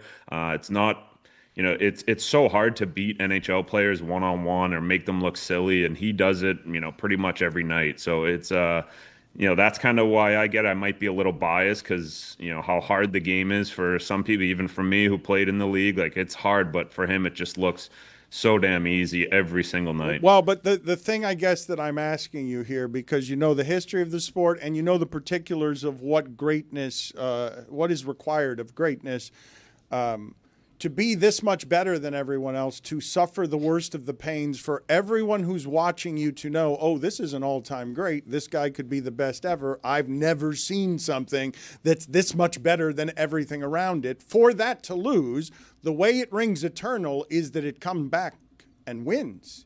It takes the championship from the team that broke him and the team that is empirically better late than any, because they will strangle you the way OKC will in basketball. So in this spot for the legacy, McDavid always wins, Keith, if he is what you think he is. Yeah, 100%. And I think he's one of those guys that, if you'd ask him, like, he would want to beat Florida. He wouldn't want to get an easier matchup and have. Oh, come on, Yans. He wants Carolina. Come on. I think he's wired differently. I think, people talk about if they got that dog in them or whatever, but I honestly think that he's that type of, he has that type of mentality where he wants to slay the dragon. He wants nothing handed to him, and he wants to go out and earn it. But it's still going to be a tough task to do it to my Cats. Keith, in round 2, you had a bit of fun with noted Toronto Maple Leafs fan Paul Bissonnette. Why don't you talk about your rivalry that you have with Biz?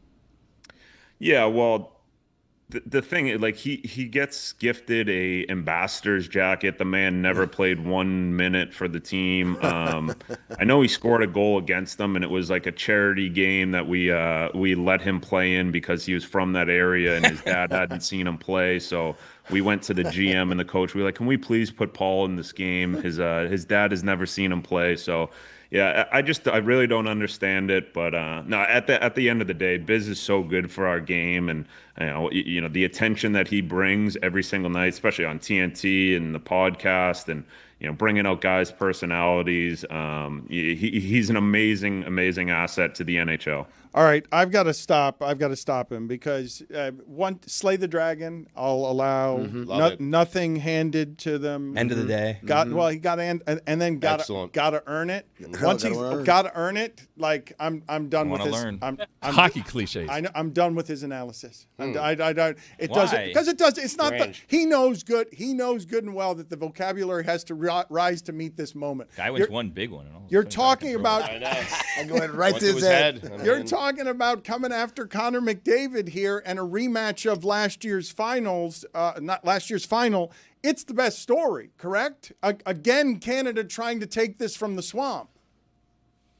Yeah, and it's been since 1993 that a Canadian team has won the championship, and I'd be lying to you sitting here if I said that I wasn't happy about that. I love.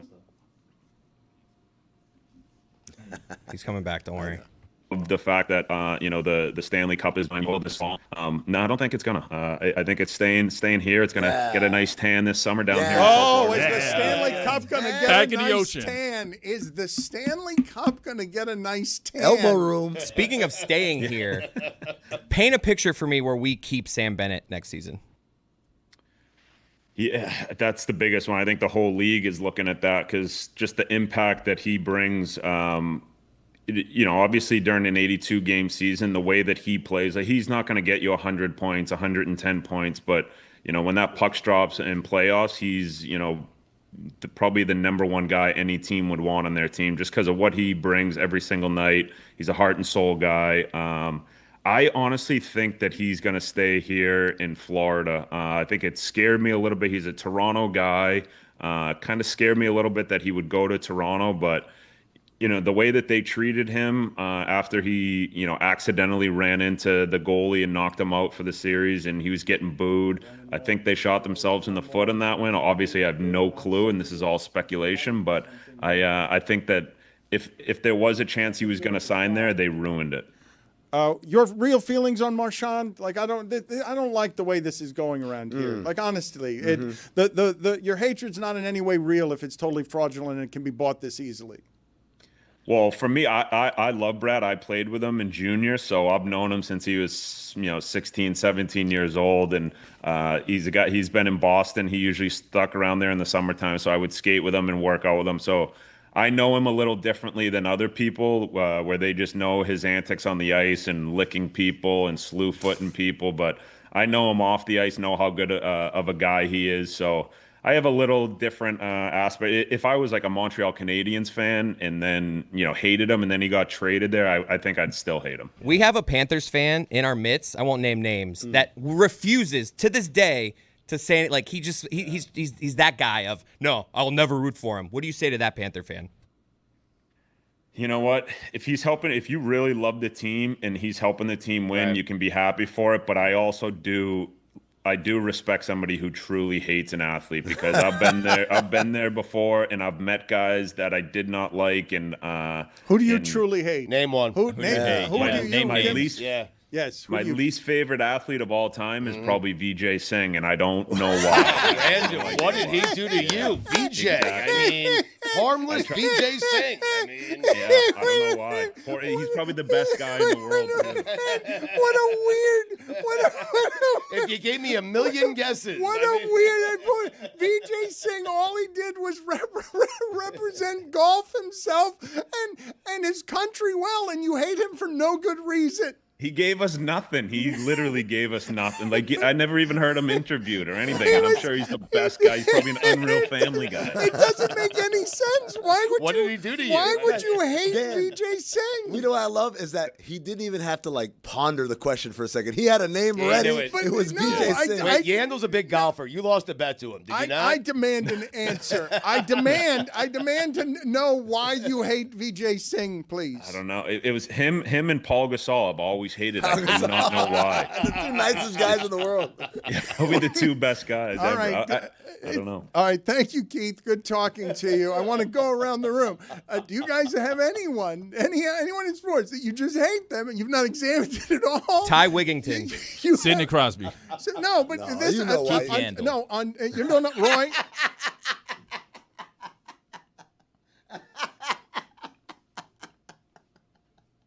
He's still here. He Billy. heard it, and he has words for Billy. I believe he was trying to come back to Billy. Oh, he wants to come back on. He wants to come back on. Billy always does this. Take the Keith. gloves off. All right, yes, Keith. You just heard that. You heard that chicken wing on the way out. This is a wild Billy Wednesday, Keith. Now, he wouldn't say it to your face. He waited till you left, and then he said, "I've Billy, always." anytime, anywhere you want. Friendly here. A little charity fight. You want it? Charity fight. Jeez, Charity please. boxing. I'll set that up. I'm donating. Okay. He left and then heard you. I was joking. I said I was there. I wanted to ask him if he thought Nadal was ugly now. We didn't get to it.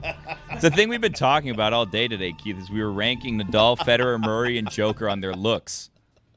But we didn't get to it with you, yeah. You want to objectify them with us and judge them as not attractive as they age, the way Billy was doing? Keith looks great for his age. Oh, he looks fantastic. Now you're sucking I up. don't know how they look. I don't really. I'm not a huge tennis guy, so I don't really know how they've aged. Yeah. All right, well, we'll let you You go brought then. this to a On that screeching note, halt. yes, Get out of here. that's totally his fault, not your fault in any way. You are just doing what you do on Wild Billy Wednesdays, which is you never know what's going to happen. Billy out of nowhere might just hate Keith, and what are you going to do about it? VJ Singh. It's so weird, random. so strange. So I asked the love it. rest of you though, because Roy didn't understand how to play the game. He shouted Sidney Crosby. We all know why you hate him. There's no confusion about why you hate him. It's in fact, I got to penalize you because it's Why? just Oh, why? because Why? I mean that's not playing the game correctly, isn't it? Isn't it obvious to you that that's that's just how do you choose Sidney Crosby just because you believe him to be? We've got a penalty, 5 minutes. Major asshole. Oh, Major? The game is, I don't understand what he just did. Have you, The kid. if I'm going to hate somebody, I've got to have a reason, don't Yeah. you? The game is there is no reason, right? There is no reason why he hates VJ Singh. Well, no, he doesn't like VJ because VJ didn't give us enough. He didn't speak enough. No, That's he what didn't said. say. Right. He said no. Quite the opposite, Stugotz. He said, well, "I he don't didn't know." speak too much, that's He for said, "That's correct." He said, "I don't know why I hate him." It's not like he ever even said anything. You've got a quiet golfer. known for not being interesting. Like just and great though. Like or Okay. Hall of very good. Yeah. Not just okay. Hall of okay. Vijay Singh was not just an okay golfer. One major. It's all right.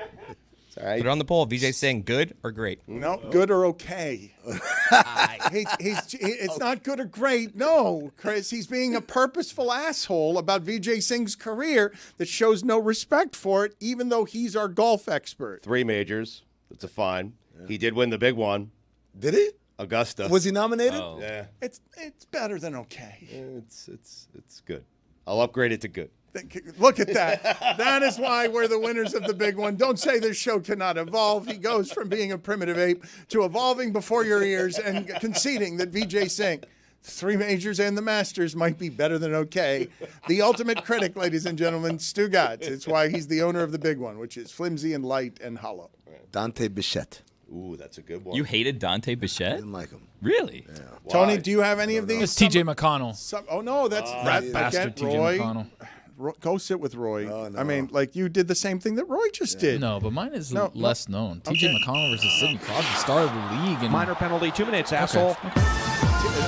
Everyone know why would T.J. McConnell not be liked? Because he's pesky. Yeah, but when Roy says Sidney Crosby, I know why that is. Thank you, I Chris. don't know why Tony hates you, TJ Chris. McConnell. Exactly It right. seems kind of random. No, but it's pesky. Like, of course, everyone knows it's the way he plays. What are you talking about? Everyone who's not a Pacers fan hates T.J. McConnell. What do you, How about Aaron Aflalo, Dan? Is that good That's enough? a good name. Aaron Aflalo, you like that one? Good name. That's a good name. how are you still here? Jeez, he never did anything. He was just always there, wearing number 4 for the Magic. Who cares? Playing the game, say what Dan wants to hear. That's correct. One of my favorite games. Let's get to Stugotz's top 5 athletes who played in the wrong era, please.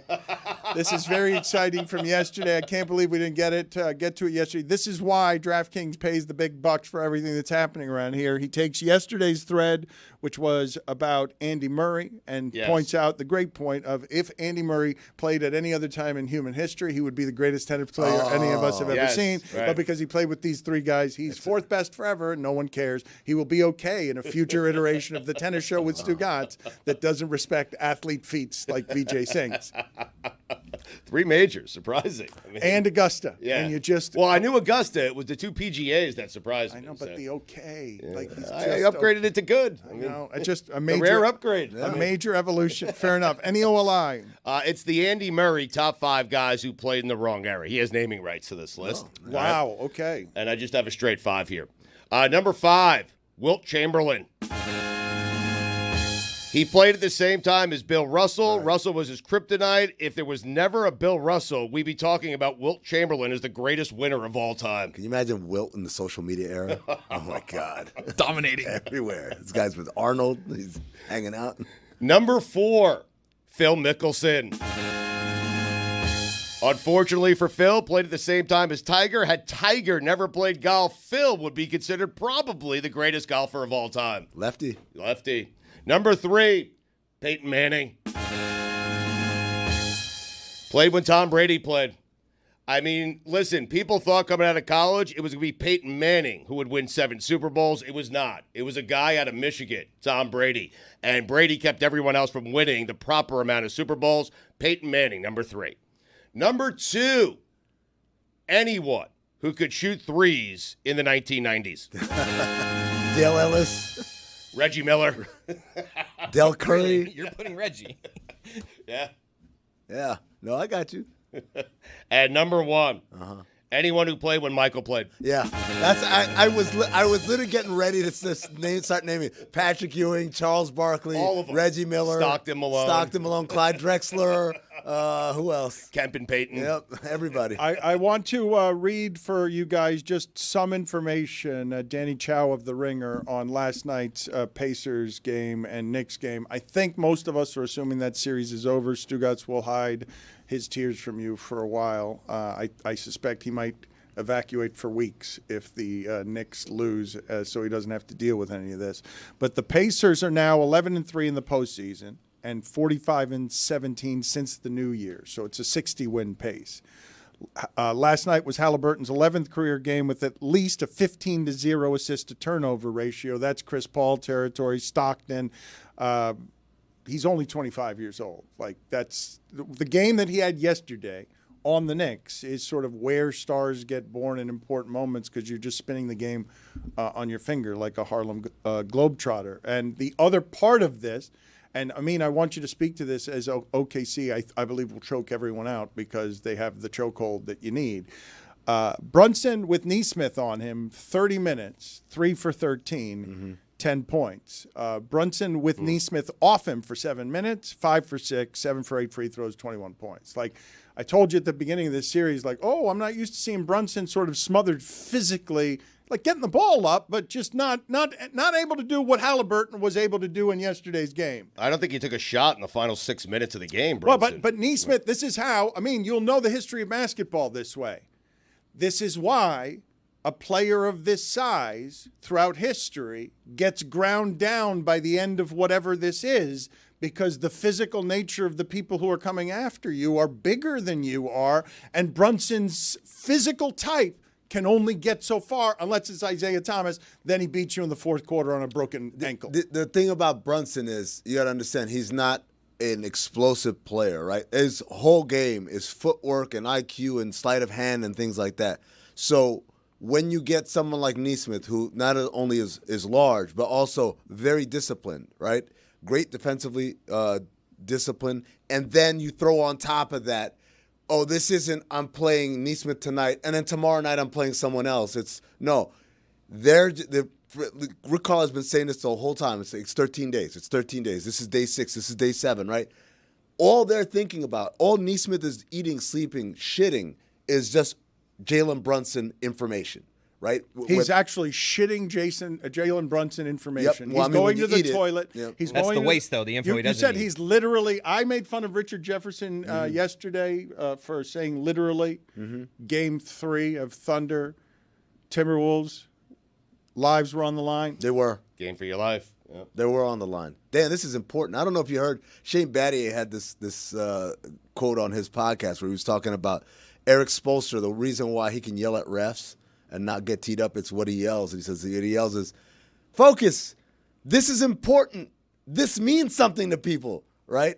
And It's so like encouragements almost. yeah, it's almost like I'm disappointed in you rather It's than guilt? It's just guilt, This a cloud is of important. guilt? This is important. This means something. It's a way of saying do your job. But it's also not tech-worthy. That's exactly why he does it. But the way that It's you're polite, saying, it's clear rage, but it's also just shouting at someone, care about your job, seems like helpful advice. I appreciate that effort there, but you screwed up a little bit. No, that's no. Can't say screw. But I appreciate your effort. No. Focus. I appreciate it. Focus. This is important. This means something to people. Chris. I don't even which I people. appreciate your effort. I remember that was the front end. For a slight, But just you're screwed I up. disagree It's not- slightly with that call, but I appreciate your effort. Chris, No you're- disagreements. You're doing the feedback sandwich, right? Like good feedback, bad feedback, good feedback. He's not doing that at all. No, Chris. How do you guys not know how to play any of these games? I'm just trying to. What does Dan want me to say? Yeah, that's the game. That's the game. And what I want you to say is that Haliburton has a 44-6 assist-to-turnover ratio in this series. Sheesh. I mean, you're talking about Brunson. He's averaging 33 points a game. Oh, but Stugotz, that's not the way to do that one, I don't think. The Rick Carlisle will be upset with you. Rick Carlisle said yesterday in the press conference. Team game. He said it's a team game. He's sick and tired of all these questions about individual statistics. Okay, so Stugotz is going down, though, on Knicks in 7. And so I would ask you, you wanted the Knicks, you want the story. Stugotz is also saying, I will not watch Pacers Thunder. Just not going to watch it. No. So Stugotz, who hasn't cared very much about basketball the last few years in a way that would be noticeable to the ear, the Knicks have not hurt his feelings. Stugotz, have you watching Pacers Knicks? Yeah, I'm watching Pacers. Okay, Knicks. All right. Just making sure. Just started watching. But you're saying, what is the argument for or against Knicks in 7? I don't think much of New York is doing this today. Even the most hopeful New York fan has had some of this beaten out of him because what I'm telling you, Stugotz, over a long series, they're not going to stop exploiting that Brunson's the liability when he's on the court defensively. He's the worst defensive player in the league by metrics. And I know we don't measure that stuff well, but what I'm telling you is when there are 4 teams left, You can't have one of those, and it sure as shit can't be your best player. And the tough part is you have probably the best point guard right now in the NBA dissecting and using you as a secondary screener. All right, let me switch back onto Brunson. I think I saw a stat where there was 25 one-on-ones with Haliburton and Brunson where it was just like he's cooking them. It doesn't matter. Haliburton will not do that against OKC. He is looking like this for now because this team is not as good as OKC. Amin's been telling you all year, nobody's beating OKC. But for this round, you take out New York, now you have the storyline, and this is how it is generational players become in their time. Indiana last offseason went through, those knuckleheads could have beaten Boston. They were in all those games late. They don't know how to win. They don't know how to win. They don't know how to win. Then the next year they come back. They appear to have grown some. Maybe that hurt a little bit. That's interesting. And they take out New York. And they take out New York as a dog. And they take out loud New York when Jalen Brunson's got the clutchest guy. But now Indiana says, no, we've got the clutchest guy. Clutchiest. And we're bringing his dad with him. And we're bringing his dad with him. That was a nice look, though, by the Pacers, right, to let John Haliburton back in? I guess, yeah. If the Pacers win the championship. What'd you say there? I said it was a nice look for them to let John Haliburton back in the... No, It's come time on, for guys. a new game. Don't look now. Damn it, I mean. Don't Look Now, presented by Smirnoff, the world's #1 vodka. Please drink responsibly. Dan, are you looking? I was looking, yeah, I'm sorry. But you're not looking now, right? No, I'm not Okay, no, looking because now. I just wanted to inform you, A.J. Cole of the Las Vegas Raiders is now the highest paid punter in the league. Wow. What's his number? Not that I'm looking. 15.8 million. Oh, wow. What? 15? It's a punter. To punt? To punt, baby. I would have thought it would have been half Teach that. your kids how to punt. Oh, my God. Don't look now. In some good news, rest in peace, Demaryius Thomas. The Broncos will induct Demaryius Thomas into the Ring of Honor. Congratulations. Is being a kicker or punter in football the thing in sports that people think they could do? Like, what's the thing? What your dad what would did. be your easiest path to being a professional athlete? I'm going to tell you right now, punter for sure, right? Kicker, there's a lot of pressure. I got to hit this shot. I got to make these extra points. Punter, just get it the hell out of here. Oh, my God, I could do that. Just kick it far. I can do that. I'm not looking, but it's a 4-year, $15 million deal Yeah. with $11 million guaranteed. That's a pretty good guess, Billy. 15.8 million. It's a lot of money. I just don't understand how this game works. If it's don't look now, why wouldn't you want me to look at Demaryius Thomas being remembered? It's in more a of a way? heart thing. You feel that. You feel it. You feel it. Okay, You don't so have to don't look. You look? feel it. Yeah. Don't Feel look it. now. No, do not look, but feel. Okay. Feel and, now. And I want you to feel. Bill Yates. You feel the absence. Do you feel it? Yeah. Of absence of Kirk what? Cousins. Where is he? He's not at OTAs. I felt kind of weird. You know what? Right I was now. looking, and then I closed my eyes, and now I do feel it. Coach Morris helps. says, I don't know where he is. I'd like him to be the backup to Michael Penix. Kirk Cousins, I don't think he wants to be the backup. I think he's a starting quarterback somewhere. That's what he thinks. I don't know enough about that sport and sports in general to understand how Kirk Cousins went from looking really good to having a noodle arm 1 week later and then suddenly couldn't throw a football because his arm wasn't strong enough. I don't know what happened to his arm. I don't know what they're telling us about injuries. It was all weird. Then he had that 500-yard Right. game on a Thursday night. We were Yeah, like, but oh, then- he's back. But then he couldn't throw the ball at all. Yeah, And then he was done. He won a night game, and then it was all over, and it just all of it happened too quickly. It was because of the Achilles. You're right. Tony, don't look down, but I'm hearing the Steelers, Kirk Cousins, and some rumblings. Should I put the blindfold back on? You should. I mean, as it relates to the Knicks and the Pacers, what is the argument to be made on behalf of New York? Because the reason I'm burying them is I am saying once you have zeroed in over a long series on what Amin is saying, I know we like to say basketball players, whatever, they don't care enough, load management. Once you've gotten to this point in the season, Neesmith isn't thinking about anything other than burying Jalen Brunson because of how much everybody was talking about Jalen Brunson. And you already said this, yes? You're turning into Stephen A. Smith right there. I'm repeating what it is that you have said, except you said it less gracefully because you made it shitting chunks of information. Yeah. And what I am saying is a very proud athlete who, if he's not at the top 1% of 1% of competing with other people for money, is very good on a team with Siakam, who's also very good. When we're playing a lot of perimeter defense, we've got athletes all over the place, and proud enough to be like, Jalen Brunson, yes, I know you're special. What do I get if I show you're not that special? What do I get if I'm the one always running through screens when nobody cares about basketball, and then I hit 6 threes? Oh, I get to ride Haliburton into whatever the next part of this story is? Cool. We'll do it with some positionless basketball, and we will be a story that everyone hates. but they'll remember it for the rest of their lives because Amin might say this isn't the best Pacer team of all time, but it has a chance to be. No, it has I mean, obviously, you got if you win a championship, you automatically get to say that. I don't think they are going to win a championship, but they're in a position to go to the finals and reach the heights that the prior greatest.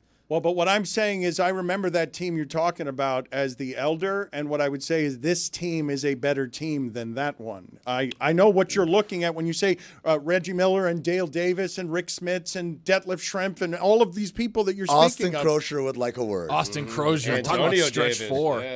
yeah. Travis Best would like a word. This team would smoke that team. This team is better. It's not just the difference in the game, though. It's not just the difference physically of whatever it is that the Davis brothers were. That doesn't exist in the sport anymore, shooting 16-footers. Dan Le Batard, if we played against that team, they would say about Reggie Miller, Mama, there goes that man. Mark Jackson. There it is. That's what I'm Come going on. for. Yeah.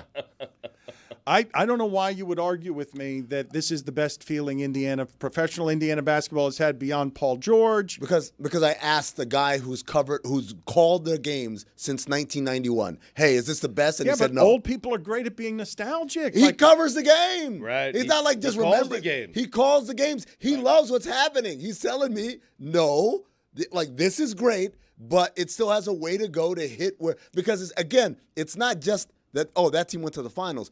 It's where it started. Prior to Reggie Miller and the Davis boys and all that stuff, they've been to the playoffs in the NBA twice in their history. They've been to the playoffs twice. All of a sudden, you're making the playoffs. You're going to the conference finals. You're losing at the cusp. You're almost there. You lose to Michael Jordan in Game 7. Again, that 1998 Game 6 Reggie Miller game winner where he just starts spinning around.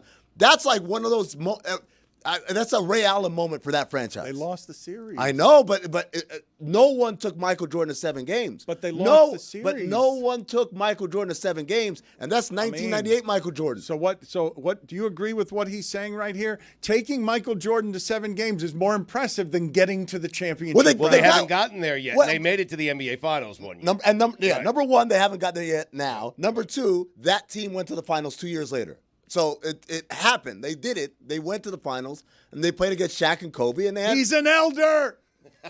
Unk.